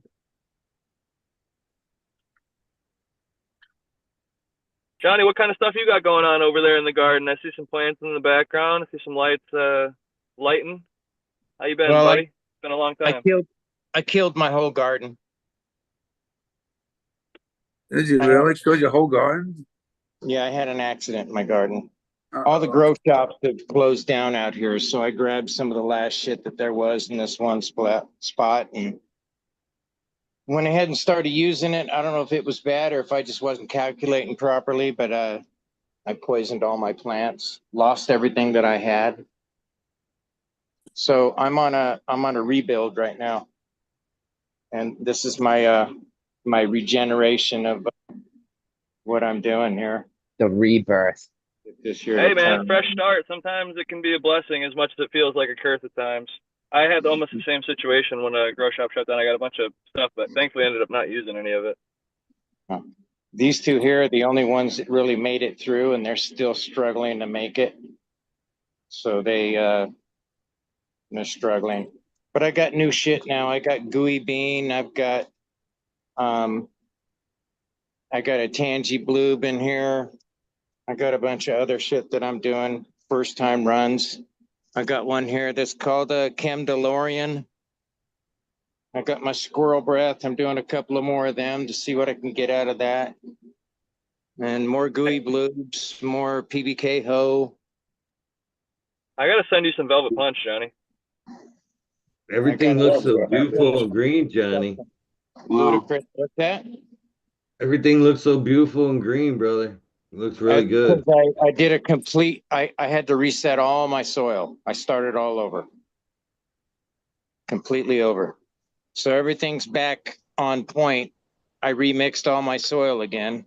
So I started all from scratch pretty much. This is my transition room. This is where they get ready to go into to flower, Nice. They reach into their root zones and everything, get in. Then they come into the flower room. This is the first time I've actually had an actual decent budding coming out now, because man, it's been a minute. It was about an 8-month kind of a period where everything just kind of went to shit. Johnny, Yeah, I've never said this before, and I just want to say this. That built-in working stool just made me want to say I love you, brother. That what? That built-in working stool you had there. Utilizing all the space you can. Oh, absolutely, man. Yeah. 100% a grower right there. And I love you for it right Yeah, there. I don't even need a Must tent be up cheers. here, man. I just put my framing up and hang my lights. That's a true grower right there. That's all I'm saying. Fucking we all do it, but man, it's beautiful to see. Yeah, And I appreciate it. You had it like dirt perfect. boxes are still doing good too. Work and everything. Love it. This is my PBK hoe right here. She's still looking fantastic. Amazing hits, amazing smells coming off of her. This is my gooey bloobs right here. They look really good.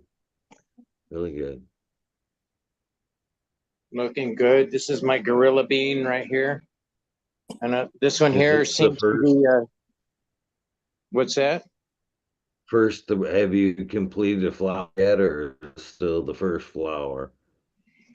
Don't Well, look this is dead the to first me. flower since a while, you know. It's been 8 months. So I had to remediate all my soil and everything. So it's a complete reset. And this is the gorilla bean is an accidental feminize because I ran my jelly bean to 11 and a half weeks, something like that. And she popped out a nanner and everything that's come out of it has been feminized. So it's kind of like the old school way. And these are, You gotta That's the way it works. Yeah. yeah, Man, PBK I Ho, can't stop another drinking. gorilla bean right there. They're looking really good though. And I just put those in. This one here just got put in a few days ago. She's going to bush out nice. Yes, they look amazing. Hell yeah, Johnny. Everything I've had from that garden has been amazing smoke. So hats off to you Yeah. for keeping it going and getting back into it. Oh yeah, I lost my what was that one that Gondog Mimosa? That was my favorite. Man, I lost that one. So I gotta go back into the genetics and see if I can't find something. Evolve. Oh, you will, 7 buddy. Canada. You Right? got stuff. You got All crosses. for You made a bunch of 20. seeds. You'll find Oh something. yeah, I got lots of fucking gear that I've created already. So I'll be running through a lot of that shit right now. But yeah, I'm enjoying it right now. This one here's got a few Enjoy the more journey. weeks to Enjoy the go. hunt. Oh yeah. Yeah. Loving it. I Looking great. gotta, let me, I'm gonna share screen here. How do I do that? Let's see. First Got I opportunity, believe Eagle? I've got an OP, but then you should share in your screen. You should have the option of like share, and then Okay. just choose whatever you want to share. All right, Click man. I'll it. try to keep those ugly pics out of the way there. Look good to me. All right. So this one here is my my aloe vera cap. Whenever I do a cut off the top of a plant, I always take a little spear of aloe vera. As soon as I cut it, I stick it on the top of it so that it keeps the air from penetrating down into the main stalk. And that makes it okay. Now, how do I go to my next picture? I'm Uh-oh, seeing cannabis. I didn't see aloe. I have Anybody no. else? I can see aloe. It's right in the center. You go up to the top. There's like a spear where you would top a plant. Okay. I gotcha. Yeah. Okay, let me try another one. I'll do another photo here. And this one here Johnny's is got to my be latest careful not project. to show all of his groupies nude photos that they send to him. Yeah. All right, so this is my latest project. I have created a cryptocurrency that is tradable, fungible on the blockchain network of the Solana blockchain. And that's the coin that I created. It's an actual coin, a fungible. I mean, it's going to be. I'll be having 100 of these here made.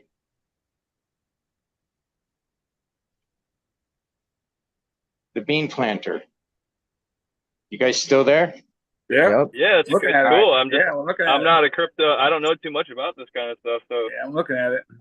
I was I waiting don't to know hear much more about about it like. either. I know a little bit about Solana, and typically it's not a physical coin, but it's Well, cool. You're mine making is. actual physical coins too. Mine is. That's epic. Yeah. So what do you think of my coin? I like the That is physical pretty coin. cool. Yeah. Is there like a set price, or does it depend on what Solana trades at? It's paired with the Solana blockchain. So I'll be putting the liquidity pool here shortly. And I'm not sure if I'm going to put, I think I'm going to probably put, well, I'm going to just fund the liquidity pool. I'll just say that. But it's going to be an exciting thing. This is the very first one, and I'm going to try to get it so that all the cannabis dispensaries and shit like that out here will be able to utilize this coin to actually purchase cannabis and other products. That's what I'm going to try to get done. Cool. Yeah. That's a big project, man. That's awesome. I wish you nothing but the best of luck. And let me know if we can support in any way. It's going to be fun, I'm telling you. I got a guy that knows how to do this kind of shit. And of course, I couldn't do it. I'm a little, Speaking of I'm a little supporting, bit too Ricky on that kind of shit. You know what I mean?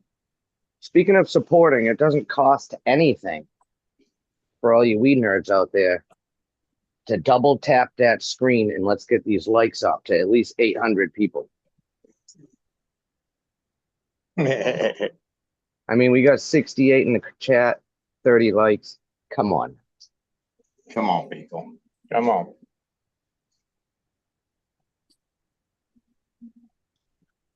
Where do they go to like it? I guess that would be the question. Right? I'm talking about just liking your show right now. This live stream. My question was going to be to any of you guys. Do any of you guys have experience buying crypto? Has it worked out well? Have you gotten rug pulled? Have you broke even? My coin is set up so that you cannot rug pull it. It's an actual, you can't do that. It's set up so that it's an actual currency.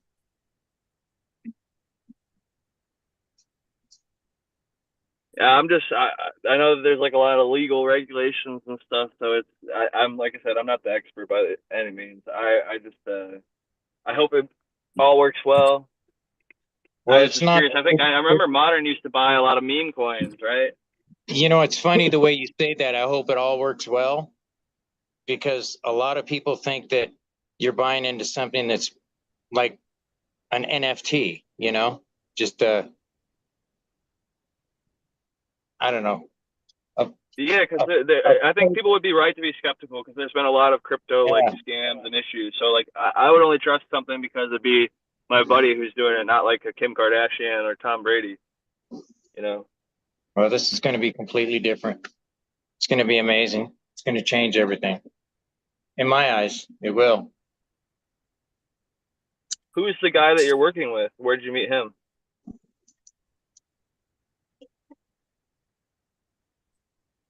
Or gal or person or team?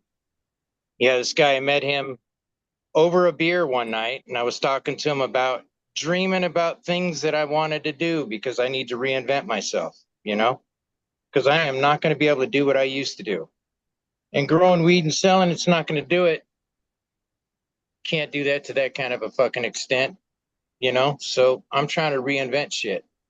So I'm blowing things around, doing ideas and shit like this, giving ideas out. And this one guy says, "Hey, I could help you out with that." And I said, "What do you mean?" He said, "Man, I'm a code writer." So he literally created this coin,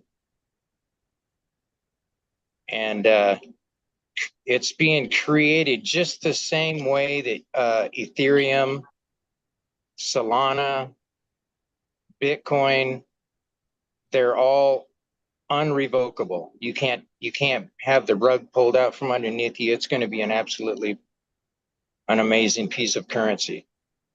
It'll be a good asset. That's cool stuff, man. We need a change. We need better cannabis currency because the bank systems currently are fucked. Yeah, they are. So are you talking currently with more cannabis related people?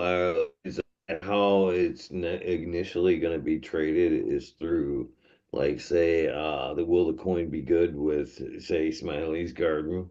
You know what I mean? Once it's established, will it be first kind of available and spendable through the cannabis community, like through breeder seeds, shops and stuff like that, have you begun to reach out to possible retailers that may accept it? You know what I mean? To actual trade for, That's the merchandise. thing. It's gonna grow. It's gonna turn into other things as well. I'm even I'm even thinking about attaching a nonprofit to it, so that it's going to be actually a co-op, so that it'll actually help like the small growers if they have like situations like over in like North Carolina where they lose everything, they can actually get assistance. You know what I'm saying? And it'd be free assistance. That would be amazing. That's for sure. Absolutely. So I've been putting a lot of thought into it. This kid's he's creating a bunch of things within the coin that make it stronger, that make it more of a viable product. And yeah, I can't wait. It's going to happen here before the end of the month, and it's going to be completely liquidated, and shit's going to start going crazy. It does. 100%. That's cool, man. Like I was like Eagle, kind of curious. Like, will you be able to go to the dispensary and buy it or buy stuff with it next month? Well, I'm not sure about it at that point. I haven't built it up to that spot. I still have to go around and do a lot of footwork around town here, but that is eventually going to be the goal, where it'll be like a coin that you would be able to use to purchase cannabis paraphernalia, any kind of shit product. You know Yeah, what I'm I So I saying? see like guess, Bitcoin ATMs and stuff. Like they have like all sorts of stuff popping up now, and like anything from Exactly. like a 7-Eleven to a lot of the weed shops have them now, and like so Yeah. it's So not that's crazy to that's think. all part of it. And mine is actually going to be the very first one on the Solana blockchain, the cannabis coin.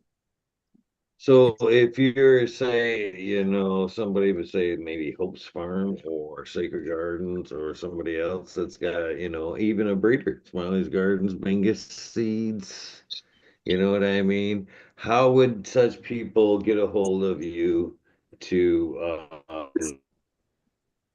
be a patron in, I guess? Help you, establish some storefronts and some moving of, the currency. Let me know what I got to do. I'll take it on 50strains.com for books and seeds. Right on. Yeah. So, well, this is my first time actually putting it out there. So, I gotta talk to my partner in business, because he's the one that's doing a lot of the brain work. I'm just the idea man, and Right. and I'm kind of funding it and whatnot. So he's doing all the work that way, but I'm funding it. So Well, I support you all the way, Johnny. I got to get running, but peace and love, Weed Nerds. It's been great chopping it up with you, talking Miranda Family Farms, Modern Genetics, Equal. Good seeing you, Johnny. This is awesome stuff. I'm really happy you got to announce it here, because this is a great place, great community, and a lot of really When is the strong release, minds in the Jack? cannabis community. What's Oh, we're that? Good to still see you, working Jack. on. Nah, all right, Yeah, I'm Jack. getting Jack. ahead of myself. Cheers, brother. Peace and love, y'all. Cheers, Jack. Love you, brother. Have a good one. Yeah, I'm actually going to be going to the MJ BizCom, and I'm going to be promoting it at that spot. Right. Oh, Oh, Bingus, did you see that? I just showed you the platinum asset. Had a couple of them running in there, flowering right now. Cheers to Bingus. This platinum asset.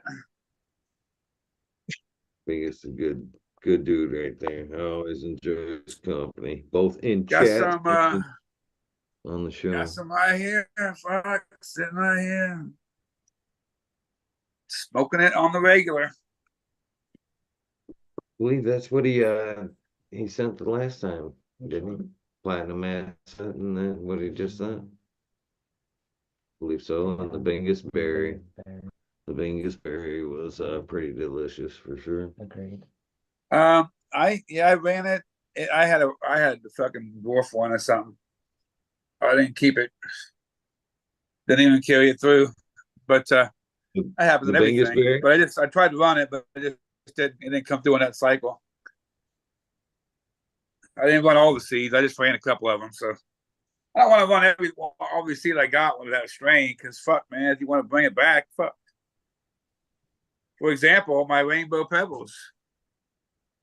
My rainbow pebbles that I was burning for a couple years, I finally let go of. I had nobody else holding the fucking clone of it. So I kind of learned my lesson on that, man. You need to spread your stuff around for other people that has it so you can get it back.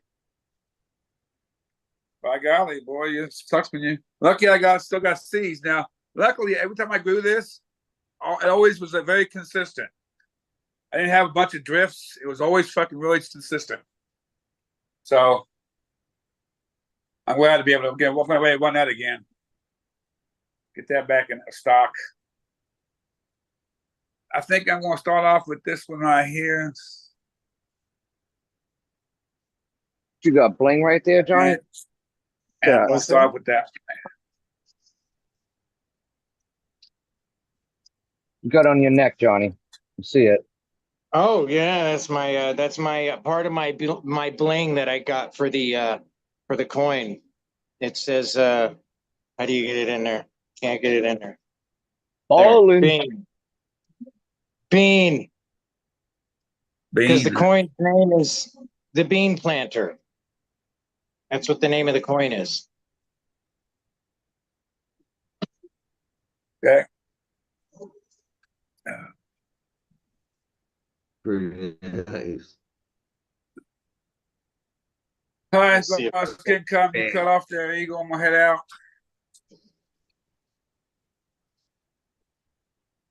Mr. Modern, nice and pleasure Good to seeing you, speak with you. Johnny. Thank you for hanging out. Good seeing you too, Modern. Family Pop it Farms. up. Later, Martin. Always good seeing everybody. Everybody in chat. Peace. There he is. Uh-oh, there's Vegas. Uh-oh. Guess I'll wait a minute. What's up, Vegas? Hey guys, What up, Vegas? good to see you. Thanks, Martin. Appreciate it, man. Yeah, I got 2 of them running in there right now. Good. Yeah. Thank you. Really, we need to. Everybody's running it because I gave them away, but also the guy that really is making Platinum Asses hit the scene is Kev's Snake Oils. I want to give him a big shout out since we're talking about it. And yeah, the Bingusberry is not as easy to grow. It's more of a mutated strain, to be honest. But if you can find that one pheno, fuck, it's really good. But thanks again just for talking about it. Appreciate it. How you doing, Eagle? Absolutely. I'm doing, brother. Pushing on, pushing forward. Johnny, I'm just starting to get into Bitcoin. That's how long it's taken me to accept it. You see what I mean? Sorry, say that again. I'm just starting to get into Bitcoin. How are you? And that's how long it's taken me to accept it. Because there's you're like me. I mean, I'm 61 years old. Okay. It took me a minute to think about it. I've been thinking about this shit when it first came out. I almost bought Bitcoin when it was like at 3 cents. Wouldn't we love to have I was done? gonna buy it back then, and I thought, nah, that can't be real. That's bullshit. And I kept putting it off, and then and I had a few other experiences where I allowed my wife to help me make business decisions, which was not a good idea. And I listened to what she said, and I was going to buy into Apple. She talked me out of that. I was gonna buy stock into Apple. I was gonna buy stock into Home Depot, into Lowe's, and all these places. I was gonna buy stock in, and she just talked me out of it. No, that's bullshit. You don't want to get involved in that. If I'd have done that, fuck. So now I don't have to worry about anybody telling me this is a stupid idea. I don't think you should do it. You know what I'm saying? So it's kind of like I'm good with that now. I can just do my thing. You're going to learn a lot. Yeah. And that's So I got a guy that knows how to do all this stuff. He's teaching me all kinds of shit. We're getting into the marketing part of it, you know, just getting ready. So this is my first time of actually telling anybody about what the fuck I've been doing. Because I've been kind of off the Richter scale for a minute, you know? So I've been doing this in the background. This is what I've been doing. if you can get somebody to advertise it on a national level, you'll be a billionaire. Well, that's the whole thing. And you know, at the very beginning, I airdropped a bunch of coins at the people because I wanted to bless them, you know, because that's something that I like to do. I like to bless people, you know? So the way I'm getting it set up now, I'm going to be connecting to some very, very high-end people out here in Vegas, as well as some high-end people in the crypto business, and doing marketing with them and getting my coin out there so that it gets known. Well, and you know, one thing just I'm going to mention real quick for you is if you're going to get people to accept the coin, they're going to want a piece. And that's kind of the main thing. You know, want a piece of what? My ass? Oh, just kidding. they're going to want a piece of every transaction. All right. Just like Piece of the pie. when you use your Visa card and you have one of those little things that accepts it, they're taking 3% of every purchase. You see what I mean? And if it becomes highly accepted, then yeah. I mean, dude, they don't pass that on to the customer. Everybody doesn't pay a transaction fee on everything. That's how credit cards do it. You see what I mean? But the system is failing, man. Bitcoin, I've been investing now a year and my money has doubled. Yeah, Bitcoin's going to go through the roof here shortly. But it's within the next, I would say within the next year, Johnny, listen. It's going to go crazy. Listen, man. Bitcoin, and this is where you need to go, is accepted by countries. Oh, I realize that. You see what I mean? So is Solana. They have to endorse it, though. You see what I'm saying? But so is Solana, though. And Solana is the newest, fastest, uprising company that is the most friendliest. It's the most user-friendly out there, out of all of them. That's why I paired up with that one there. Extremely paired up with that one there. That's the reason why. It's just getting it out there and getting it endorsed and accepted. That's the main thing. Selling. Well, this is what the fuck I'm doing, bro. Skis. You know. That's what I'm glad you're doing. What am I doing right now? I'm talking to you home skillets. You know what I'm saying? So, you know, I'm getting it out there. I'm starting. Good job. I'm not trying to discourage you. That's what you're doing. That's what I'm doing. It's all part of it, you know. I figured I would start out with the WEedNerdWorld and get it out there first, and then I'm gonna jump out and go into the crypto world, and it's gonna go crazy. Because right now people are looking for new ways to put their money into stuff, and I believe this coin is going to be one of those ones, and not to mention the fact that I've already got a designed coin that I've already purchased. What will the coin be made of? What will the physical coin? Well, this one here is only going to be made of zinc. It's only going to be made of zinc, but it's going to be made in the fashion of a brass look too. I can't afford silver, platinum, or gold at this moment. You know what it costs to get a coin of that nature created out of silver? We're talking $10,000 to $15,000 to get a coin made. All right, kids. So, you know, that's why I went the way I went. I actually have a tangible coin, one that you can actually hold, and it's going to be numbered. they're going to be numbered from 1 to 100. So there'll be actual. You ever thought about a wooden coin? Yeah, wooden nickel. What's that? I said, have you ever thought about a wooden coin? It's way cheaper. Oh yeah, I've thought about wooden coins. Plan on having some of those made, actually. Supreme Grape is making a good point. Crypto ain't a physical currency. That's interesting. It'd It's be not. nice. No, it's a blockchain, right? Ain't? No, it's a currency. I think it'd be cool to see Right being now, if you compare Bitcoin to gold, it's right there next to it. If you look at the way gold's been traded throughout the years, This and you look at coin. the timeline of Bitcoin throughout the years, Bitcoin Yeah, is huge. actually better purchase. Was that a wooden nickel, Seth? No, this thing's made of some sort of metal. It feels Yeah. like the material of a penny or something. At But it's one pretty point, Probably big. wasn't the digital money like to be the server? They'd pay you to have like a server in your house or whatever. You had to pay for all the equipment and stuff like Oh that. no, you're talking about mining. Yeah, Okay, that takes a lot of money to do that kind of shit. right on. But you're mining digital shit right out of the out of the air. If you got enough money and power and shit like that, you can make money on the side just doing that passively, you know.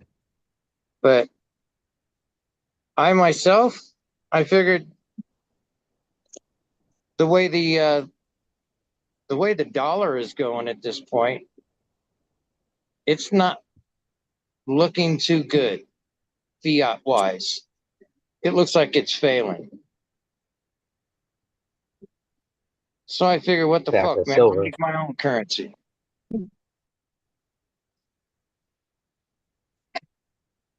You're going to learn a lot, bud.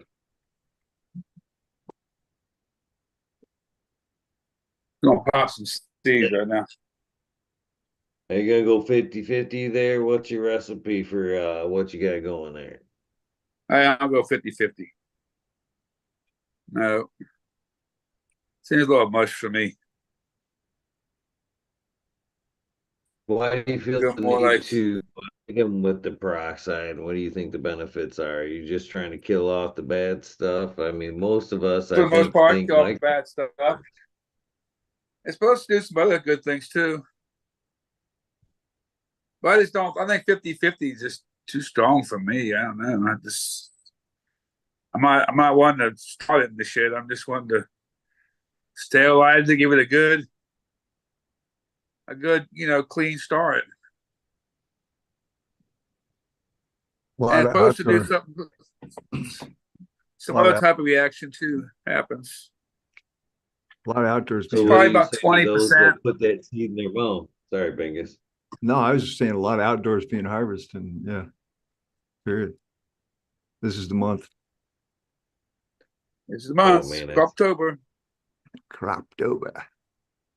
I got to see. I don't know if you caught it earlier, Bingus, but I was doing some country riding earlier the last few days and got to see fucking acres of outdoor Michigan cannabis. And it was beautiful. It is. It was beautiful. And when I say seen, I didn't like walk through and all that. I just happened to be like driving along and like I described it earlier, cornfield, cannabis, cornfield. Wow, what's that cannabis? And you know what I mean? It happened to come away.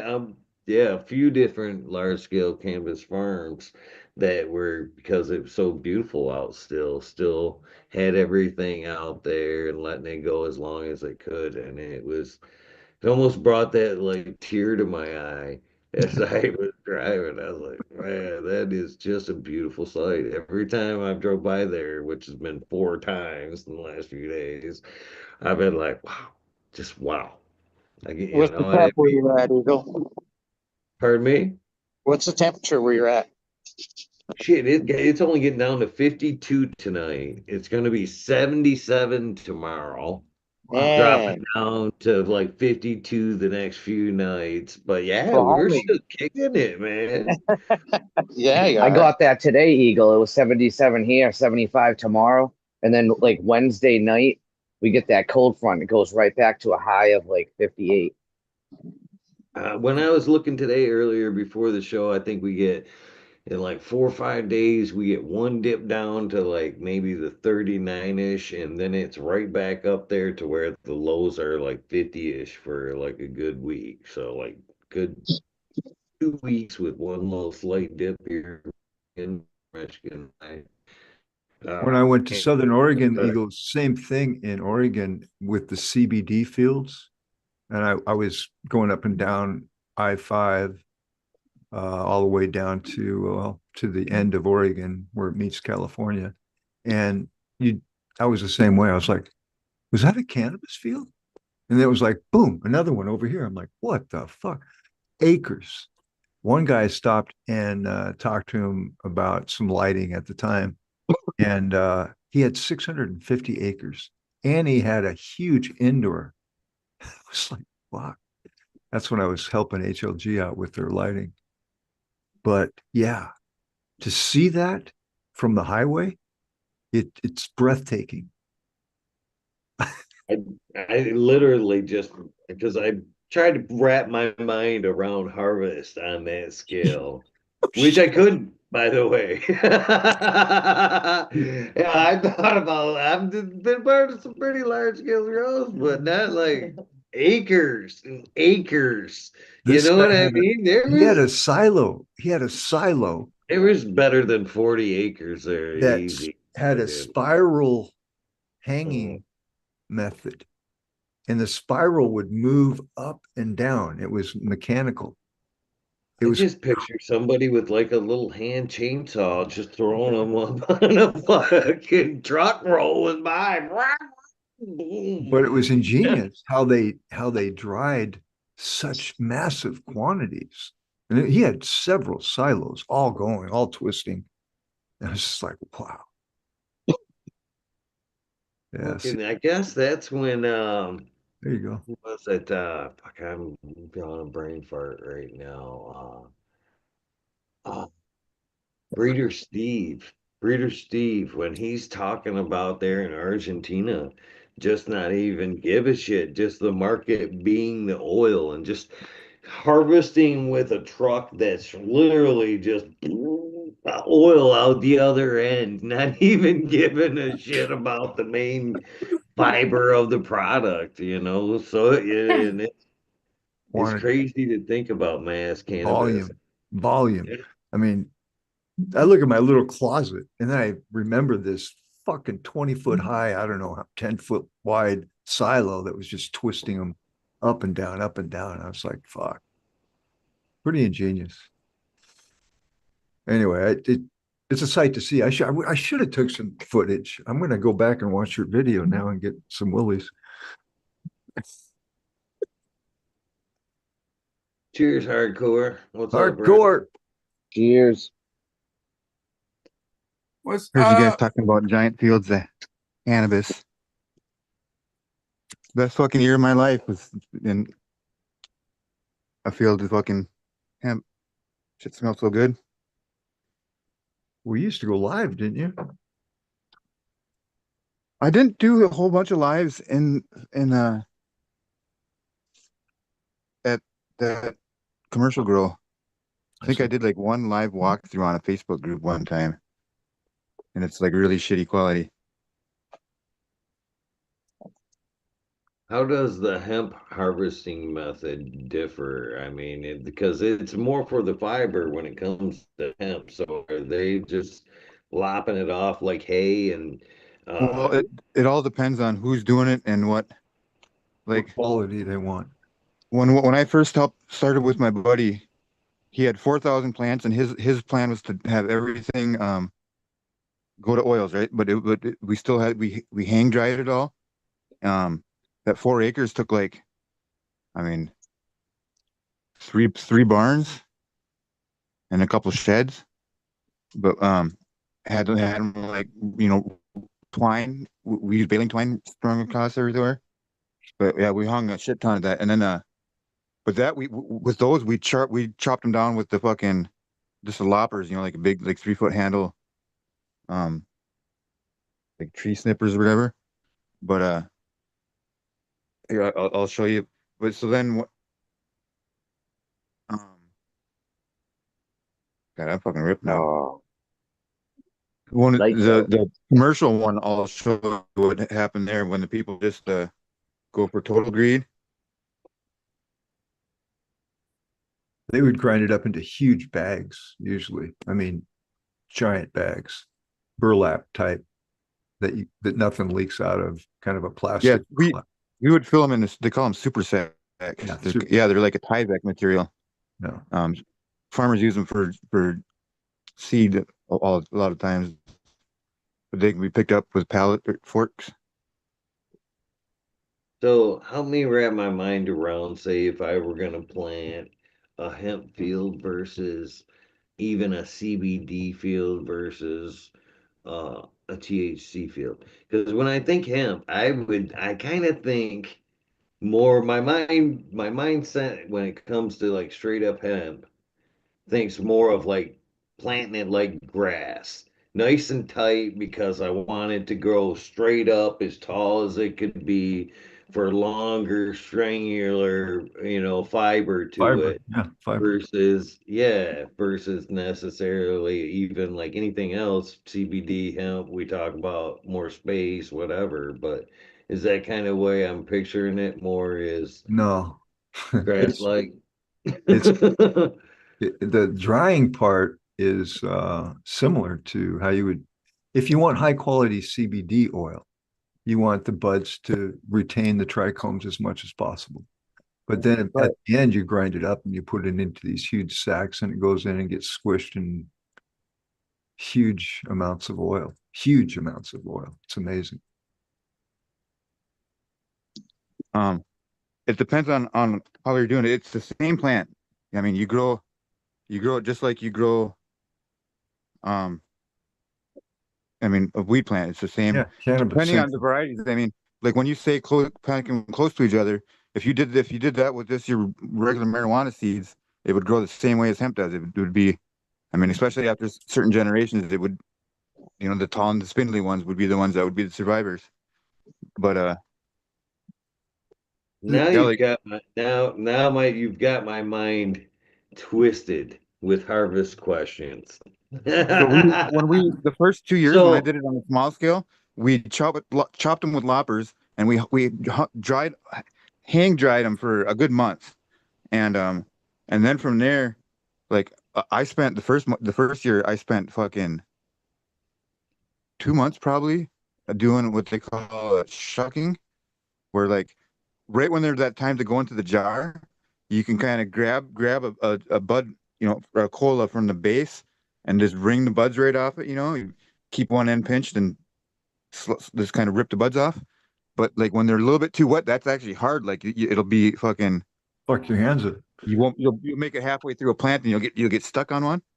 Like I hand shucked like thousands of pounds, but then the other year when I was working for the bigger corporation, they took a corn chopper with a corn head, and that 30 acres worth of shit was done in about 6 hours worth of combining, I think. Yeah, they have like these machines that go down each roll and just Yeah, it just yeah, all right, I guess my question's more towards not so much harvesting as processing. So you guys are talking it's about a, it's a, harvesting trichomes of oil when I like the old timey videos I see for like processing using hemp. They basically had the wood thing, they were pounding it and separating the stalk yep. for the That's fiber. for Yep, that's industrial So hemp. You could do the that's same fiber. thing with marijuana if you wanted to get the fiber out of it. You just grow the seeds right close to each other, and it would do the same thing over time. But So yeah, like can't the they people do that the grow the same, big or field of are hemp, they doing the same with industrial hemp they're already? Are they they're not like really. maybe doing it they're soaking it maybe like they would with an That, alcohol so pre fiber kind of how separation. that's kind of how they tricked the politicians into getting the hemp bill passed. Is because when you say hemp, that people's mind goes to baling twine and rope and shit. But there's not really any industrial hemp facilities in America. Like that's not a thing yet. No. In Canada, it is, like in China and all that. And there are a few. I mean, when I say a few, there's maybe a handful of processing plants. I mean, during World War II, they built here. I mean, the Hemp was big big one, back then. big industrial plant. It was But big back we don't all the hemp that you see growing around here, it's grown for oils, for CBD. then. And Oil. it would be the exact same thing if if weed were legal on that scale, the same farmers would it's like it's on all different scales of people that know what they're doing and don't know what they're doing. I mean, obviously, but I mean it's like it's the same plant. The bigger, I mean, you can the see bigger the acreage, the larger the equipment. It's just huge farm type equipment. The tractors are like 10 feet tall, and they have these rigs that will automatically plant, hundreds of thousands of seeds at a time. Then yeah, we had a plants. vacuum feeder, like these 72 cell trays. I don't got one right here. But like it would do 72 seeds at a time with a vacuum.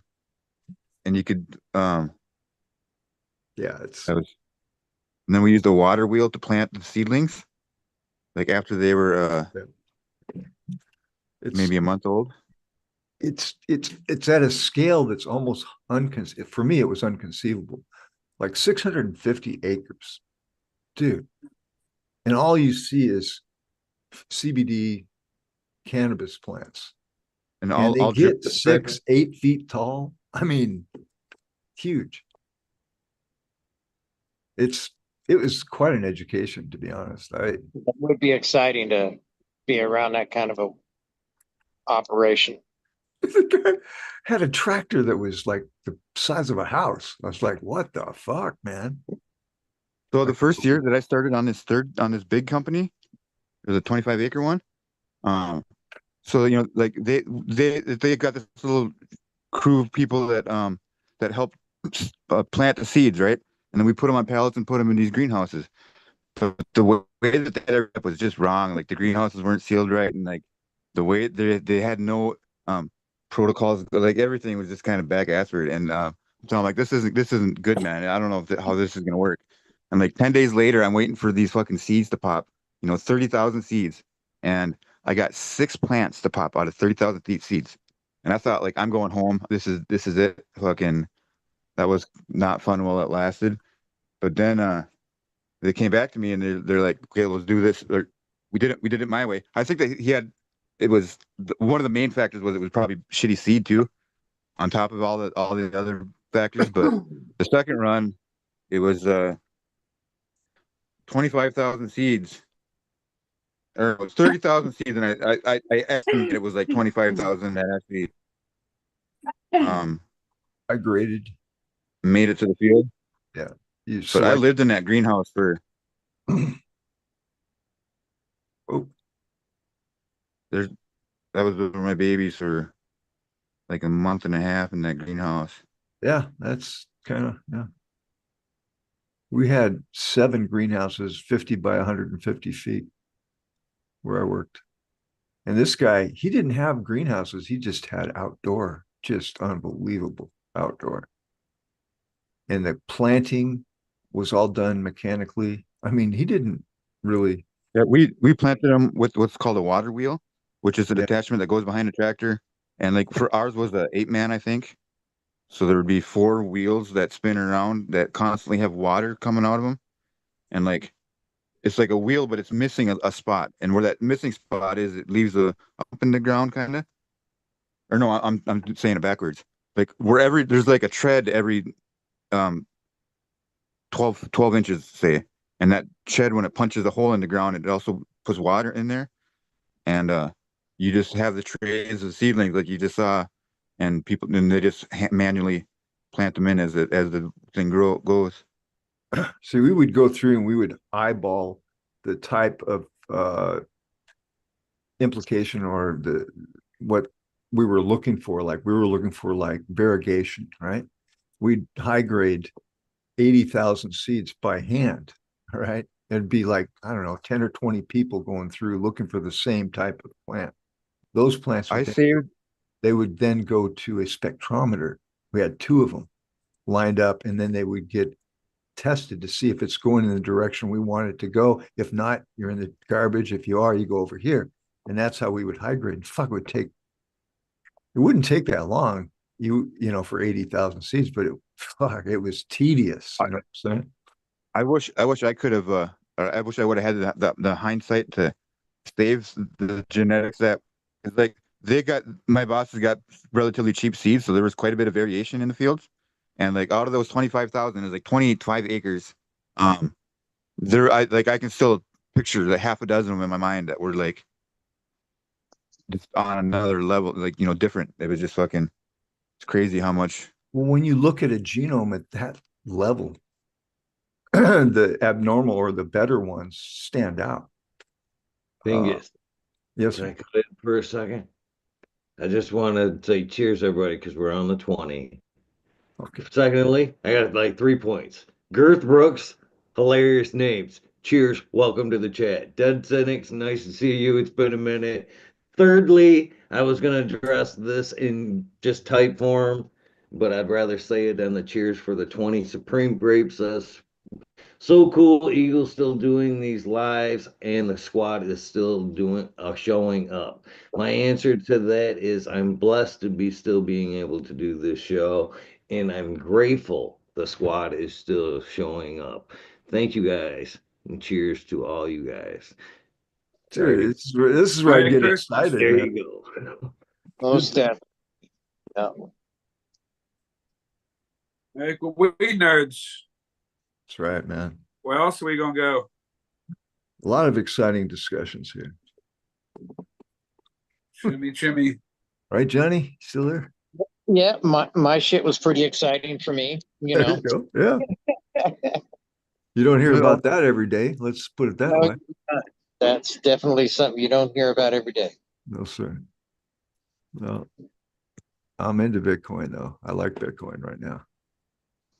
Yeah, it's as a matter of fact, if anybody you know, you should look into it, because if you got a little bit of money to put into it, it would not be a bad idea to get involved into it at this point, just for the fact that things are going to go in an upward motion from here. Yep. Yes. The And Fed you might as well, I mean, if you've ever done any surfing, you want to catch the swell. You know what I'm saying? Before the wave hits, you want to catch the swell and start swimming out in front of that fucker, so that after that, it's just all you got to do is point your arm and go for it, man. You're body womping from that spot.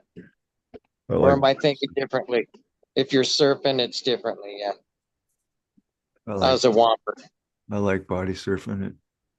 Yeah, it was definitely a whomper. What hardcore? Oh, that's okay.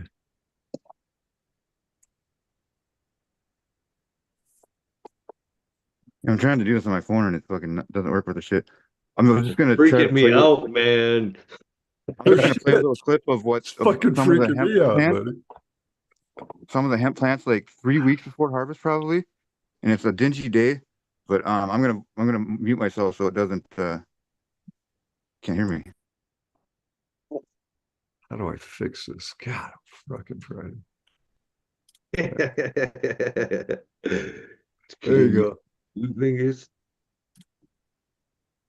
super funny. You guys are funny. Yeah. There's a nice little nugger. Dr. Pepper promo. Very nice.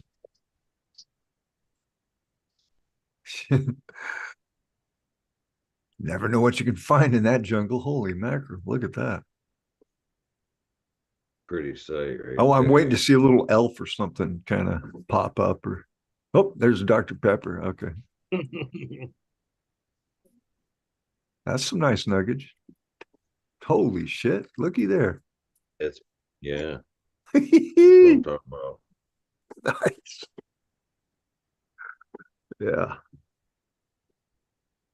So I had the feeling like I had the York sensation, like I would love to run naked through that field. Is that how you fucking fucking started? Do you think that was the initial feeling? And somebody was just like, fuck, I'm sticky. Let's make it the Weed Nerd walk through the field or run through the field naked event. Oh, geez, man, that's beautiful. I don't even think Massachusetts has 650 acres of anything over here. Never mind like a hemp field. That's crazy. So is that planted? Is that just like that looks like wild? I mean, there's this doesn't it's too together to be planted, right? Or is that more wild cannabis? Right. Oh, he's muted. Oh yeah, that's right. He did say he was gonna mute himself there. It's pretty cool. Yeah, it is. And that's hemp. I believe he said that's hemp. That's fucking that's Well, nice. CBD strains. See, and that's not even what I seen the other day. When I talk about that cannabis on that level, they were like more spread apart, you know what I mean? They Yeah. weren't like a field like Yeah. that, like just That's a little, I don't know. Normally they're in rows, you would say, because that's how the machines plant them. It's right. So I don't know. Somebody kind of went out and played Johnny Caniseed, right? And spread a bunch of seeds. I've done that. That's Skipping nice. through the That's the way it fields. should be, right?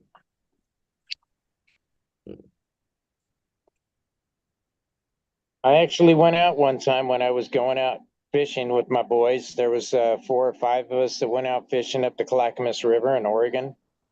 And we went up to this one spot. There was a blocked off road, BLM road, and it had a chain going across it, And so we parked down at the bottom, hiked our way up there, and I told the guys, I said, I want to go up here in here and smoke. So we got up into the thing, and I said, oh, this looks like a good spot, but I was looking for a valley, kind of, where shit came together. So I knew there would be water coming down to it. So I saw the spot that I thought would be nice. It had an opened area above it, kind of. So I went up in there and we all cleared away the leaves, and I just took about an ounce worth of seeds and I spread them throughout that area and then threw the leaves back on it, and I never went back out there again. Either got a bunch of like- stoned animals or somebody had a nice surprise. So when I somebody feel like bought during like property brickweed out there- days, during brickweed days, we all dumped so many seeds out all over the fucking place. Oh yeah. Fuck, I'd have shit, half the bag would be seeds most time. Right? You to roll like an ounce-sized joint just to get high. We smoked it though. That's back when it was you got the good shit. It wasn't really what strain do you got. It was like you got Man, there was nothing better back in the day than smoking brickweed out of a crushed aluminum can. You know what I mean? For me, were Right there. That's the flavor. That's where you who smoke was it. guilty of this? Seeds stayed on my tray as like the emergency joint. You know what I mean? When the bag was gone and you were fucking jonesing for a joint, you okay. screamed. How many people have There was one there, guaranteed. I'm sorry. How many people Nope. put their ceramic bong when they ran out of weed to get all the nice resin inside? I used to do that all. It was yeah. You get a lot of stuff out of there, man. Wasn't the best tasting, but it did the trick. Oh man, you could take those metal stems and fucking heat them up and drip that resin out of there onto a paper that was Wow. a terrible tasting stony mess. But Well, I think pop cans might be the reason I've got bad lungs now. I'm just I got some of my best headaches smoking resin. Hell yeah. That Those feels like metal best. pipes with the belly in the middle. You pack a little bud and it turns into thick, gooey resin. dude, I get in this pipe. Mechanic- I throw away the Those resin in the pipe and I look at it and go, geez, I used to smoke that, Those plants are on a 6x6 spacing. 6x6 is kind of tight. Is I enough. got a, Well, I mean, it was I got a enough to where, like, Toyota right at the end of the now season, that you're rough pressed to get um a lawnmower in between, or riding lawnmower in between them. I mean, like, I made what I called my Lollipopper 3000. It's like one of those push weed whackers, and like I beefed it up really a whole bunch and like put like a big like a drape, like a I don't know what, like a curtain around it, so it wouldn't spit everything up. And then I would just go and just chomp the bottom branches off fucking everything that was laying on the ground, because it would just end up going just to fucking rot. So it's just easier just to just go by and just, spend a week just fucking chomping the bottom branches off them things. Getting it just to where like you'd grab it and it would kind of like it would yank them right off the plant, so it wouldn't like tear them and shit. Worked out pretty fucking good. Okay, here's one of the dried stalks. Remember Mendo Dope used to win the Rock Stock contest? I don't know if they still enter that shit. That was my standard scale back in the day, Miranda. Yep, that's my original scale from back in the day. I still got it, and it still throw a nickel on that shit, still zeroes it out. Fucking bore that thing out and make a steamroller out of that bitch. Hell yeah. Look at that. Gee, That's what, hell yeah. You could kill somebody with that. Still, It's like a wooden leg. Wooden leg. Yeah, Halloween costume out of that shit. Captain Hook. Oi. this thing was like a 2-liter bottle when the plant was wet. Yeah, that's a big one. That was just one field. I mean, there was a whole bunch of them. They lied because they said it didn't grow on trees, and it really does. And that was a piss poor example of what like my set's capable of. It's just I'm excuses, but like you even get the shit in the field until like July, and yeah, it was it was just me. We're doing the whole thing, 25, all them things, and fucking had help putting the seeds into the trays and had help putting the fucking seedlings into the ground, and that was it. Wow. And then I had like I called him my helicopter investor, this old retired army guy that liked to always come and he always wanted to mow in between the fucking patch, in between the trees and shit, Like when you looked at it, it looked like that you were just in a field of sporadically planted shit. I mean, it's because I had cover crops and I had shit growing in between everything. There wasn't black soil in between your rows or, black plastic culture. It was living plants. And I don't know. Someone brought up the triple beam. My dumbass brother got pulled over.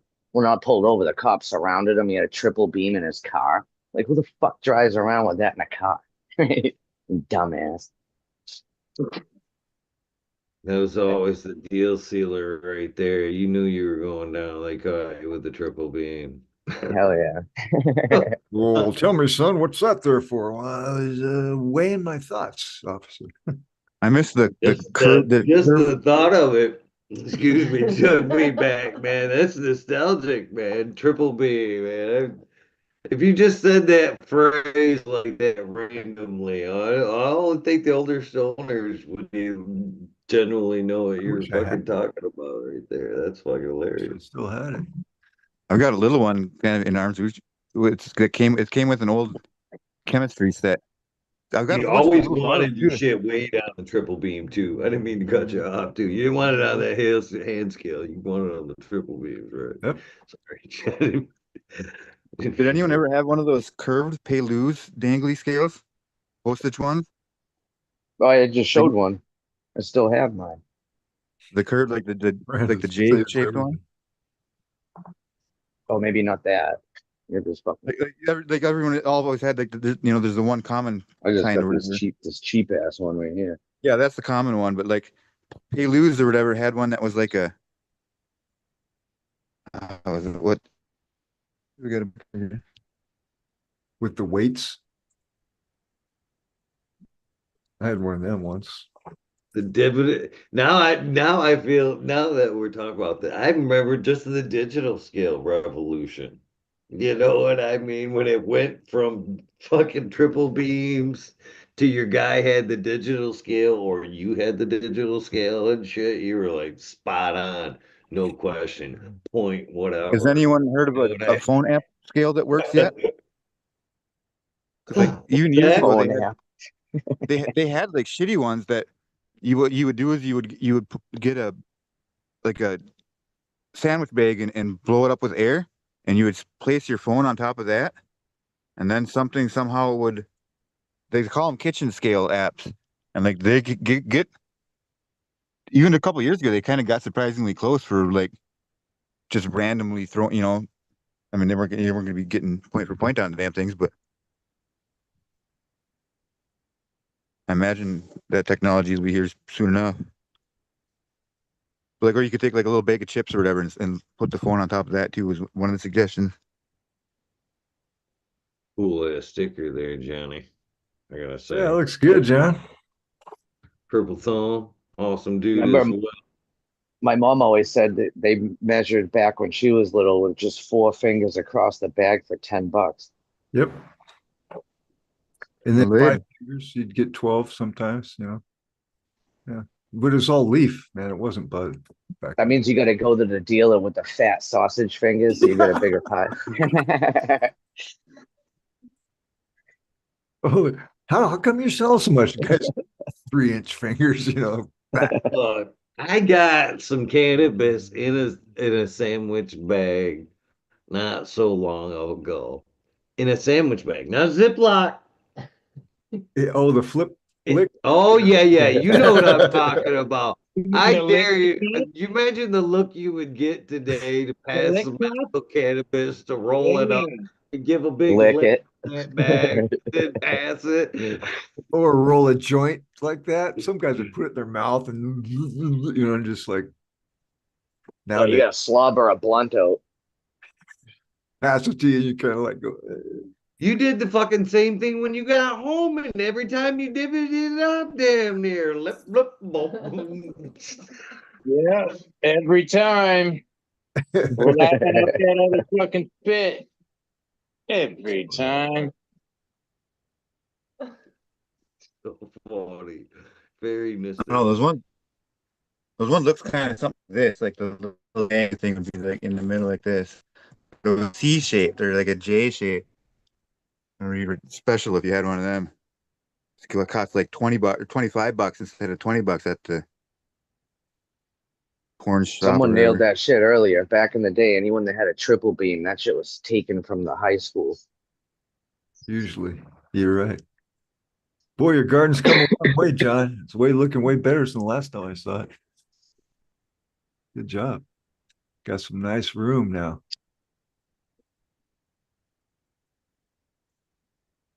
Legit. So, what are some of the other things in cannabis? Wow, that has changed. Just the ones that we've already talked about are kind of like, wow, that I don't since know about like the rest of the country, but where I live, when I was younger, there wasn't glass. All the bongs or water pipes, as they had to be called, were metal. all plastic. They were Oh, straight plastic. They weren't oh, the even metal. The graphics. You either pipes were had the metal, but the metal or bongs yeah, were plastic. graphic. Like a graphics bong is like that's the first like plastic one I remember was like Yeah. I The don't acrylic remember one. seeing glass until like I don't even know what year, but when I in the 90s, I don't remember glass. Maybe I was just super high. I because like you this. talked I like the about like ceramic ones because they didn't show me that they needed to be cleaned. My how first glass many experience was one of those graphic steamrollers. It had oh like yeah. a tall, skinny bowl on it. It was only like 8 inches, or I don't know, maybe 8 inches long and maybe only six. That little thing was fucking. See, now that's what I was just getting ready to say. What I remember being is you were talking about like fucking losing your lung power to the can. Yeah. I don't know how many steamrollers I put fucking metal bowls on. You know what I mean? Just a hunk of PCB, bucket drilled a hole, screwed a bowl in it. And Salt now, shaker you lid. know what I mean? That hot bowl is off gassing that toxic PCB pipe and shit. Yeah, It's That's melting around it. Yeah, that's why I wonder. That's the kind of shit I go, yeah, maybe that shortened my lung span a little bit. I used to take We're lids still to all salt and kicking pepper though. shakers. I did a We're all plumbing living job fine. and we made a bomb or a steamroller out of plumbing parts because we didn't want to smoke out of a pop can. You knew you were a pothead when you didn't have your screens in your sink? Yeah, there's one right there. Yeah. That'll get her done, Mar. Shit. Hey, it fucks me up. I can't even smoke this thing anymore. I feel like chain up, fucking suck that in my lungs. I fucking want to have die and shit. That's a big one. I ain't as young as I used to be. That's all I can say. Man, the first steamroller I smoked out of was the fucking uh paper towel tube Oh yeah. Yeah. with a tinfoil hole in it. You know what I Yeah. mean? Fuck. Oh, you're taking me back now. Then you had a second tube that had fabric softener stuffed in it, so you could blow the hits into that. That's funny. Yeah, I haven't heard thought about that one in a minute. The good old days, not so good. Fuck, they're still looking for me. Can you hear those sirens out there? I know, right? This is all alleged. I live right down the street from the sheriff's office. They're cool. They don't give me tickets. I get pulled over. They don't get you tickets. I'm like, cool. I'm thinking, well, I probably contributed enough. Oh, Did anyone else watch the First Amendment audit videos that are all around the internet nowadays? Or did I just What? get sucked into that time suck? First Amendment videos? You It's gotta where be careful. guys will go around, usually the public, or they'll go to the public places. A lot of times they'll go into like federal buildings, like post offices and libraries and shit. Yeah. But usually they try to get, and they'll just sometimes they can do this simple thing is stand in front of a, like on a main street or whatever, stand Yeah. in front of a business establishment and just with your camera and just don't say a word. And eventually someone's gonna end up calling the cops because you're a suspicious person.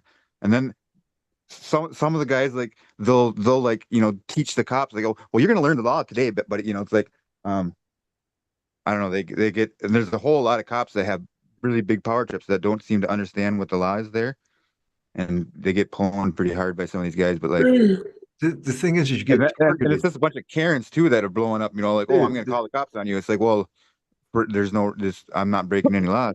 And the then there's like a whole hardcore, they nother will layer they will where target those people, and when they're not carrying their camera, they will be pulled over.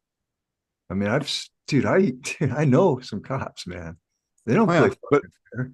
and then like some of them like will go to get like try to um egg the cops on so they could get a lawsuit out of them somehow. Um, and then there's Dude, like a lot of them will they do the they whole are they they have a won't identify class. themselves because they They haven't. have they have a class teaching them how to deal with people like that. That's what I'm saying. Be careful with that stuff because you can get your fucking ass handed to you in a way that isn't on camera, and they can make that happen usually, especially if they got your fucking, if they know who you are.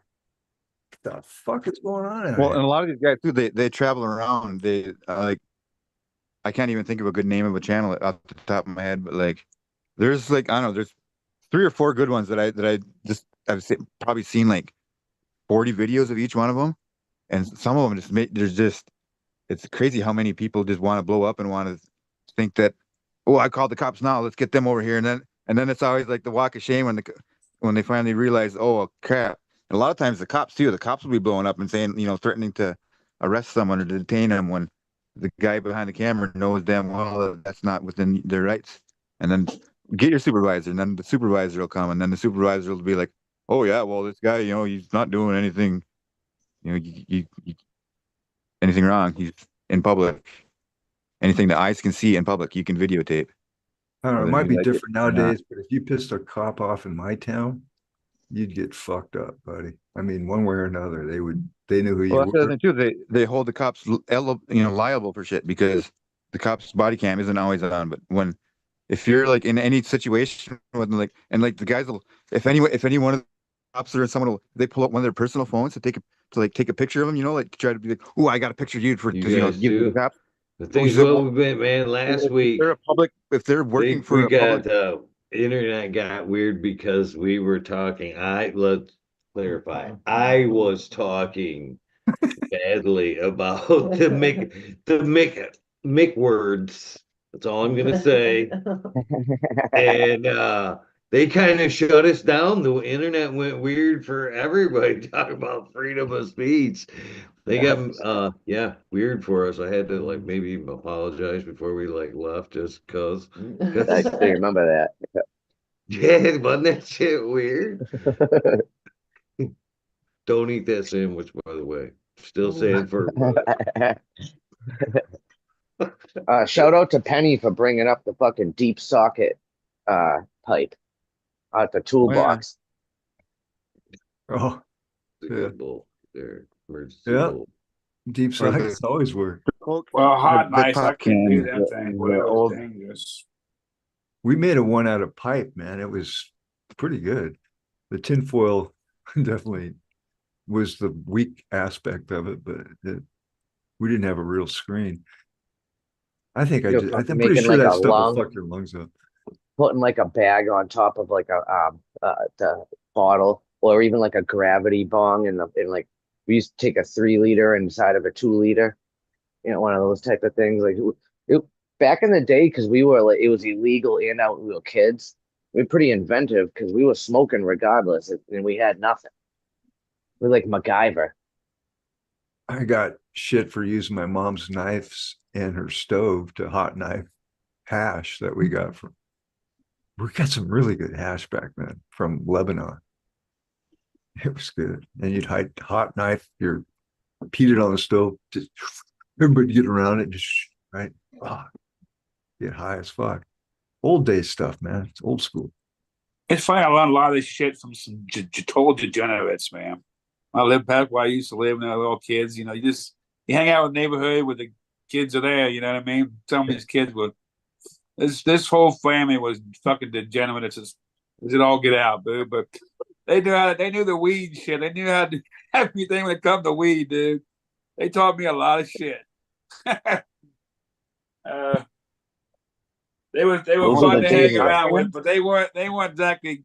I wouldn't call them good people necessarily, but they were fun to hang around with. But they taught me a smoking lot of shit, crispy man. Philly blunts. no one mentioned the pop can. Oh, Yeah, we yeah, all bring did it. that too. Yeah, Anyway, all walks of yeah. life. Don't smoke out of brass. Not good. Mara, I know what you mean know, because I lived on the wrong side of the tracks when I was a kid, and I enjoyed all kinds of people. That's why I think that's why I'm so accepting of almost everyone now, is because there was every flavor, every personality, from psycho to dumbass to intelligent beyond, you know.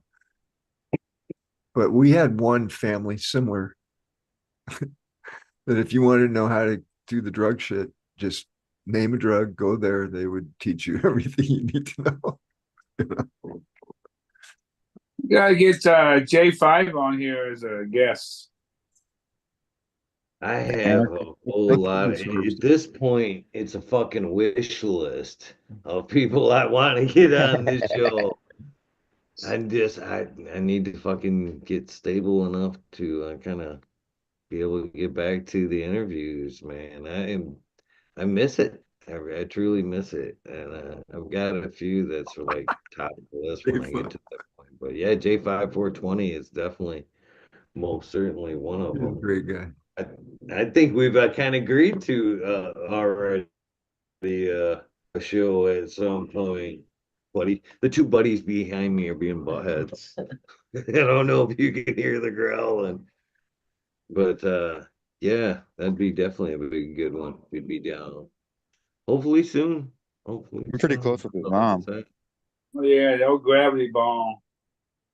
Yeah, I got a video of somebody doing it at one of those big 4-gallon fucking jugs. Blowing that somebody right in the face. Holy shit. Pretty massive. Remember, one of my Actually, buddies made one out it of was a a. girl doing it, and she was quite hot. So I had a buddy that made one out of a. It was a portable car tire inflator. Like you plugged it into your cigarette lighter, and he just took and duct taped the bowl to where like the intake fucking louvers were or whatever, and like you would put pack like a regular sized bowl in like a I don't know half a gram bowl or whatever the hell the bowl was back then, But you pack a fat bowl and like 4 people would sit there and like you would each get one hit because you would hack so hard that like the fucking like you just start to inhale and then it would like inflate your lungs and shit. I don't know, it's crazy. It was a waste of a bag of weed, and you could see that one hit and you're fucking bell ringing. Yeah, I've witnessed a hot boxing like that.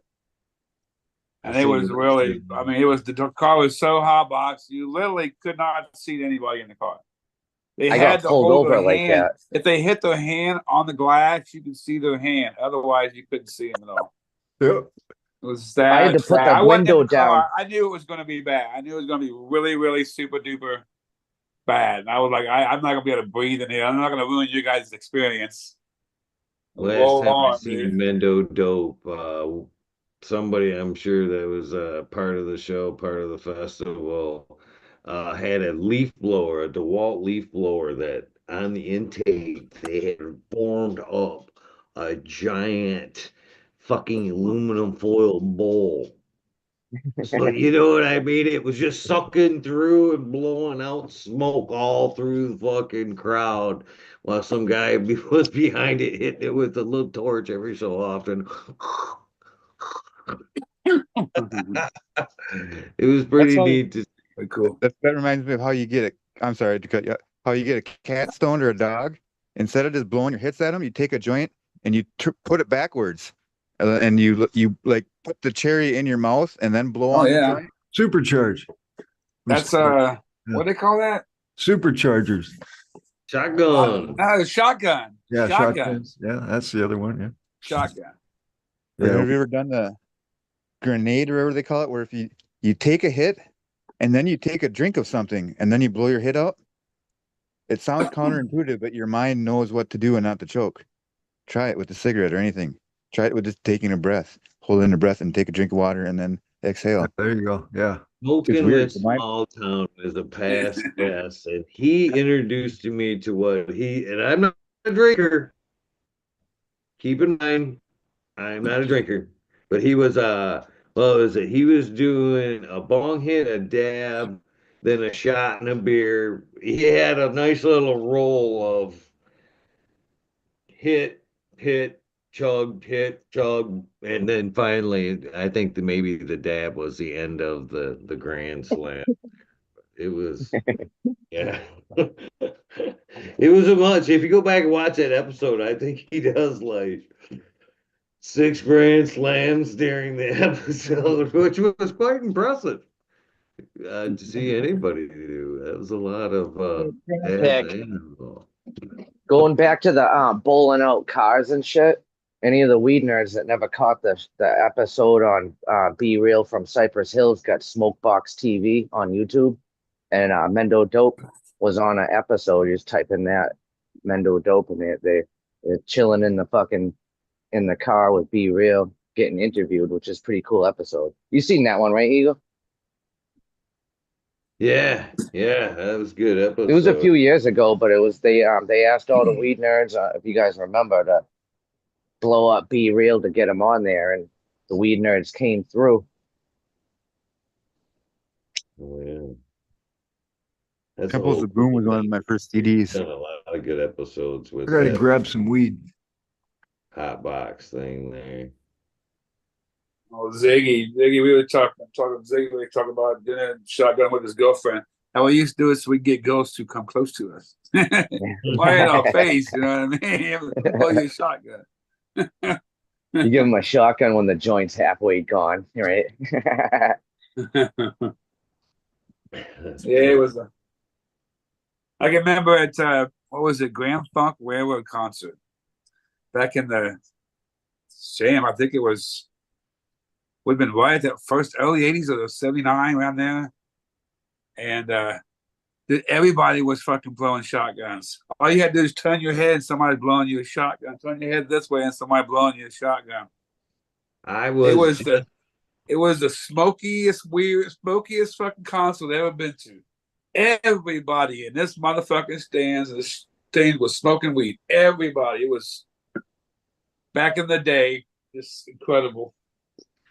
Well, this is something probably you'll only appreciate, but just the other day when 2 weeks ago when I was in Flint, I drove under the Grand Funk Bridge, which is on Fenton Road in Flint, which is on the cover of Grand Funk Railroad where it says Grand Funk on that bridge.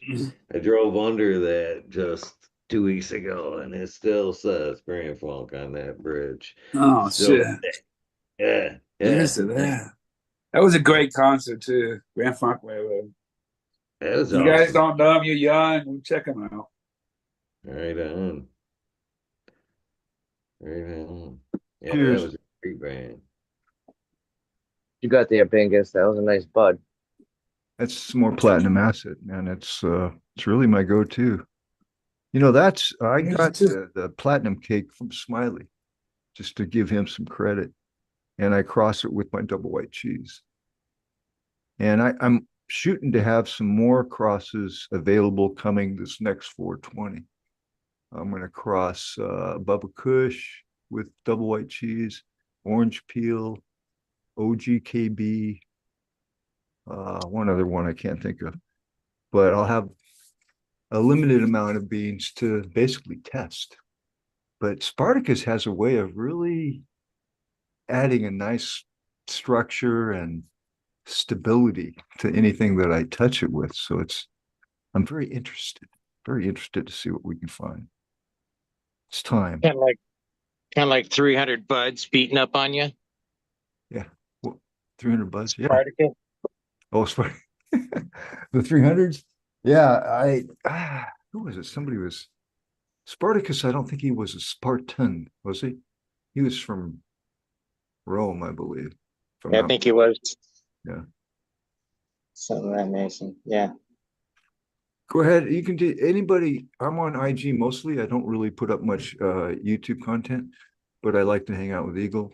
So yeah, you can anybody in the chat you want to get hold of me, you can. It's good to see Dead Cynic in the chat. I haven't seen him forever.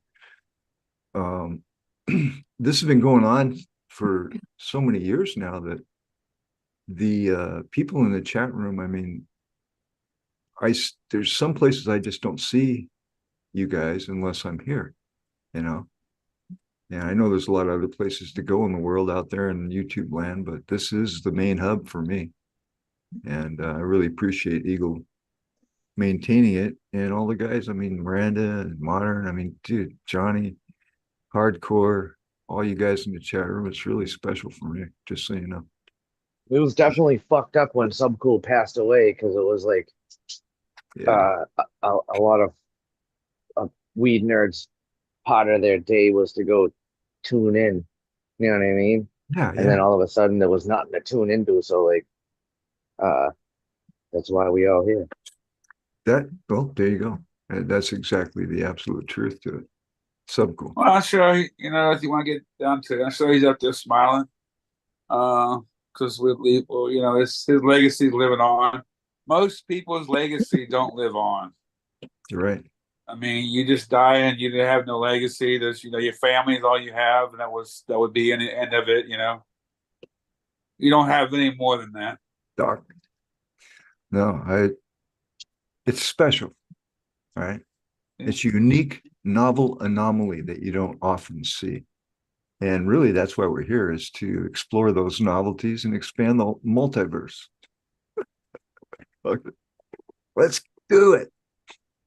Well, my little statement on there is the fact that this is where I learned how to grow. Dude, I was Actually, looking at the garden too. Eagle was actually there, watched me grow up as a grower, step by step. Do that there, Johnny. That I did, Johnny, and it's been an amazing adventure watching you grow. And the Yeah. garden looks beautiful, brother, today. That's for sure. Well done. You've learned well. Let's put it that way. I'm a good Open, student. open knowledge. Knowledge should be open. Young Jedi. Yeah. That's part of it. I think that's part of it. I mean, initially the cannabis has drawn us in, and the cannabis has always drawn us together. That's why we got together and smoked weed. But this thing over the years, we've kind of evolved over the years. We've watched, each other grow. Not just grow, but we watch each other grow through the years. Absolutely. You know what I And mean? we've even lost a couple of our weed nerds throughout our time. Lost a lot. To mention DOA for Yeah, one. DOA. Yeah. And I am very, very appreciative to everybody that is growing my brother's strain, his cultivar, however you want to call it.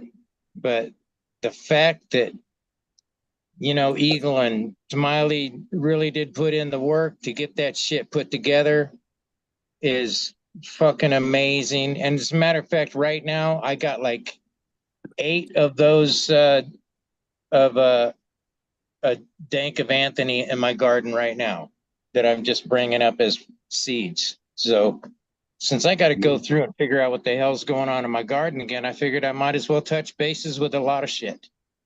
You know, No offense to Johnny, Smiley's cross, but I like Eagles cross a lot. I appreciate that. Johnny, Ned Denver was in chat, and he has taken it F2 to the a DOA project. And No shit.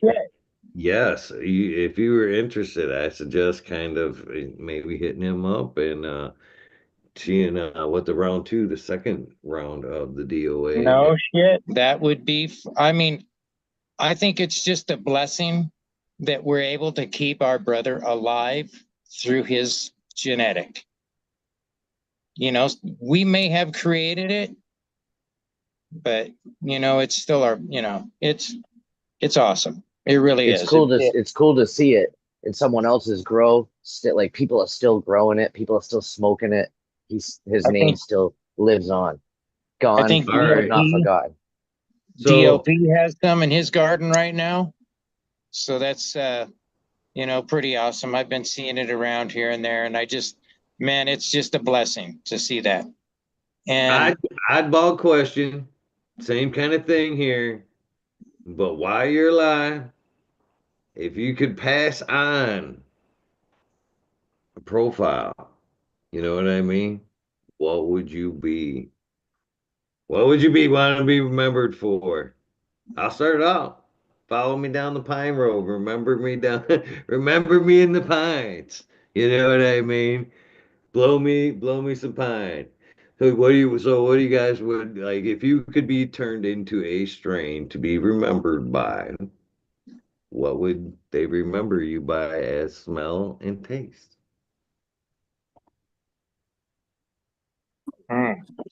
You wouldn't so you're know. You can't. None of you can go skunky woods.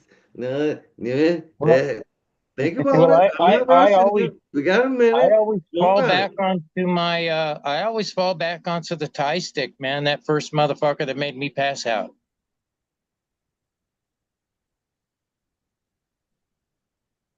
So, gonna go with and I don't even 1990. remember what that tastes like or smells like or anything. I just know it kicked my ass. 1990 BC Bud. Stuff you had to pay 25 and eighth for instead of 20.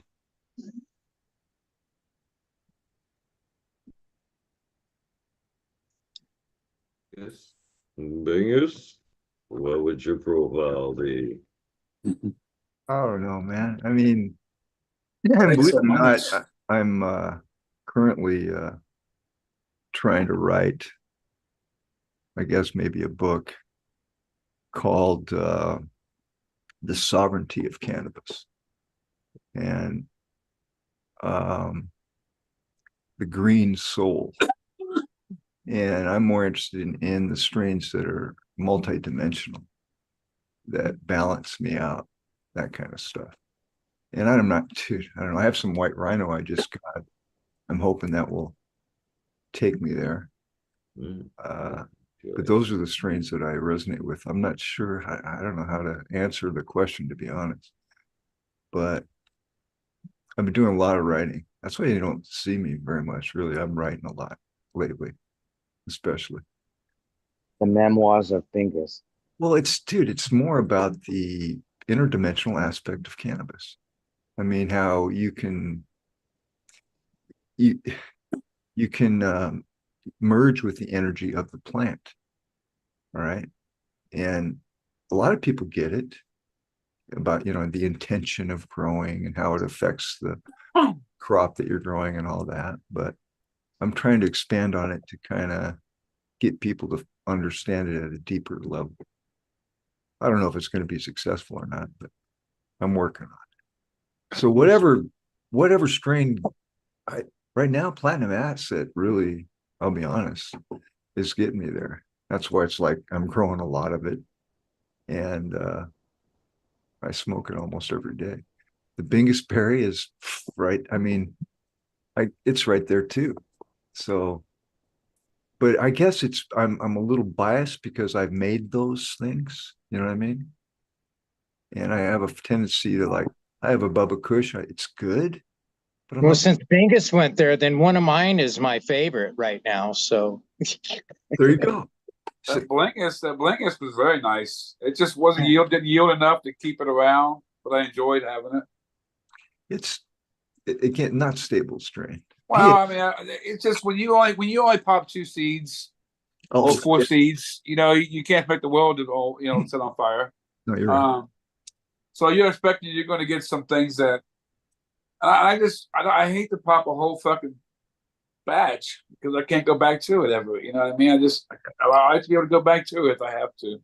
There you go. No, Or in the same token, what I've done before is that I like that, and then I'm gonna run everything I got left of it. If I really like it, now I'm gonna try to really find a pheno I want to keep. I've done that, but I didn't mean to hog the question up, but I'm not sure how I'm to sorry. answer. No, I hear you. Thanks, Martin, dude. I'm just glad you. Thing is, I believe cannabis is multi-dimensional, to be honest with you. And I think that's the difference between large scale weed and craft or boutique weed, I guess, if you will, or just small scale. Um, that's 100% the difference in high. I've seen it myself firsthand in my own garden through my own trials and tribulations. When life's great, the the flower, the quality is amazing. When things had went dipped a little bit in my trials and my little travels there, at one point I actually had to camp out in that grow room. And during that process, that flower looked on point. Plants looked on point. Everything looked decent, but that heart of that weed, the dimension of that weed was not there. Everything else, all the ingredients, but me and my negative vibe were there. So, and I think that's to say with cannabis that that is, what we are a nutrient in our all ourselves. What we put in our vibe around the plant is a whole nother dimension of cannabis. And I think that on a large scale, like the humming, the empty room. The humming of the lights is like the difference in the cannabis that we can buy large scale and the stuff between craft, boutique or homegrown is that in that another dimension of us linking our vibe with the plant or having another effect with cannabis there. Hey, Eagle, highlight mine and give a shout out to I Grew Some for his awesome artwork. Cheers, he is an awesome weed nerd. You mentioned another one earlier. That one you had lost there. That was Evolve 420, right? That he had bred that one Oh out like yeah. super early, like during his Yep. episode, he That was gave those one of away, the right? very first ones that I came across, and it was like, what the fuck? I got so lucky, He you know? that was just before he and he still watches before he went to Amsterdam, right? That's He made exactly right. Yeah, when he was heading out to Amsterdam, he hit me up and he said, "Hey man, do you want to grow some of this stuff?" And I said, "Man, I'd love to." Send it out to me, and I came across that. I came across that one, man, and it's been my lady. We've been dating and playing 70s music since then. You know what I'm saying? Right on. Yeah. But this here's a tribute from I Grew Some to DOA. And if you look at it, you can see that Subcool's in there driving the van. Oh, let me blow it up. I can't see that. Hold on. And Yeah. that's his dog in the background there. Yeah. That's his Cool. dog in the background, Dabby. Okay. That's very. And I'm not sure who the character is up on the top sticking out the sunroof. I think that's you, Johnny Boy.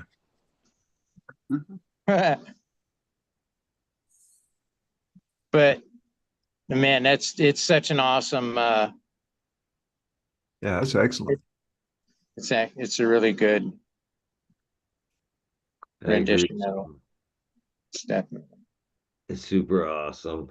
It's Yeah. super. He's the one that drew the first sticker of the show. You were showing a little bit there of your stickers there. Oh yeah, here, yeah, let me I'll Look, show this is that what here. right here at my desk. This is what sits there is like the He first grew this one sticker, here too. towel, purple thumb, smiley. And then the desk is just laced with flash. You know. Yeah, he grew this label here, my Johnny Caniceater one. He's got my dog in there, and he's got his third eye there on his forehead. And he's really watching it because he's the garden guardian, you know. Love it. I So love it's it. pretty awesome, man. That guy, he's an amazing artist. Yeah, I had him One do.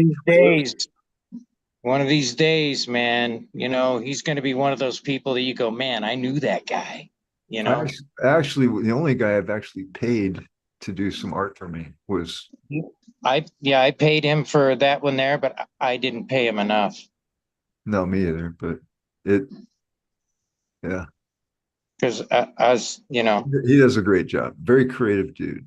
And I've known him ever since I've been on YouTube, to be honest. I didn't realize how creative he was until Eagle's channel. As a matter of fact, I came across some people that were looking for some art people, and I sent his name their way because I believe in his artwork, man. It's he does very good artwork.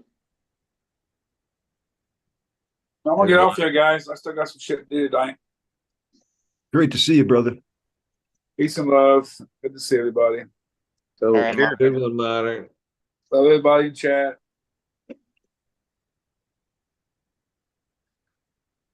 Peace. I remember the first time, Eagle, that you replayed DOA's episode after he passed. It was really cool because Emma, his daughter, was like tuned in and she was in the chat. Do you remember that?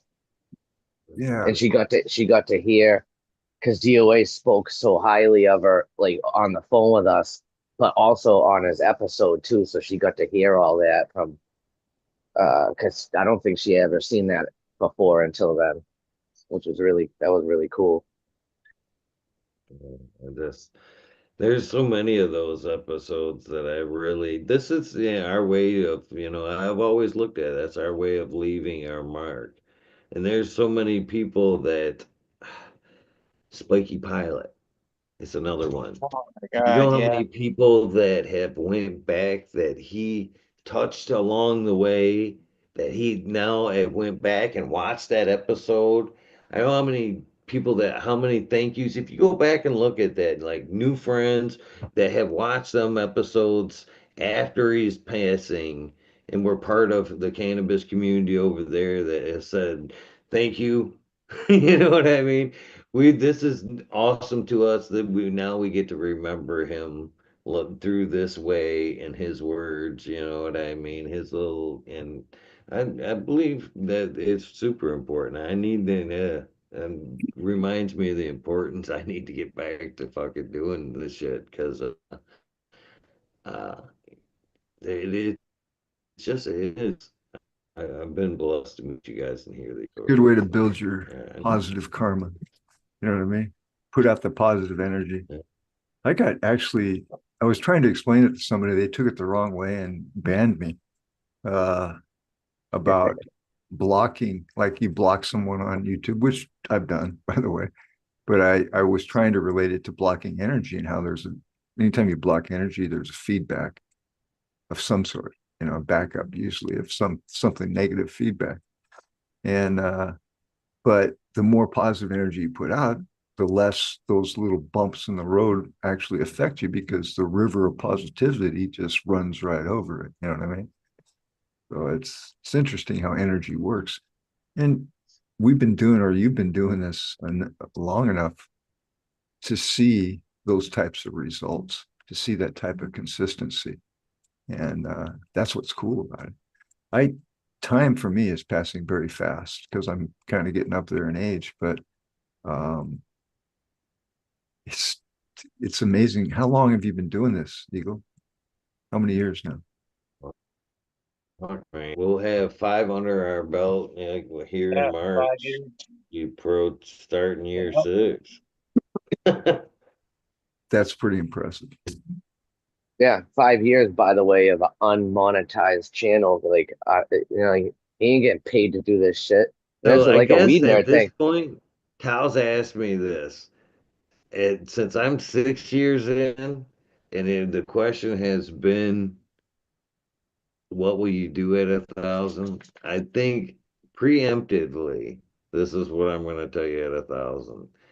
I'm going to walk it to a decade. Take it from 1,000.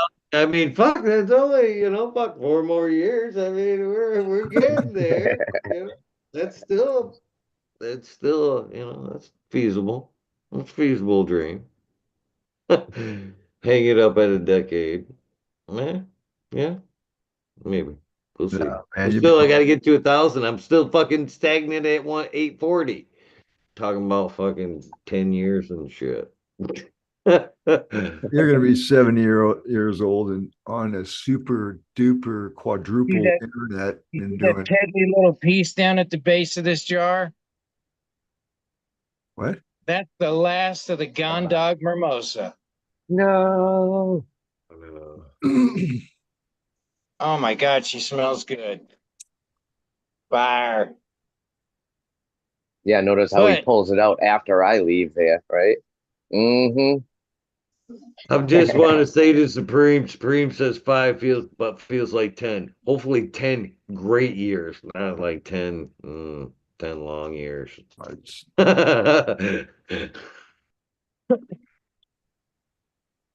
I know, yeah, that's funny.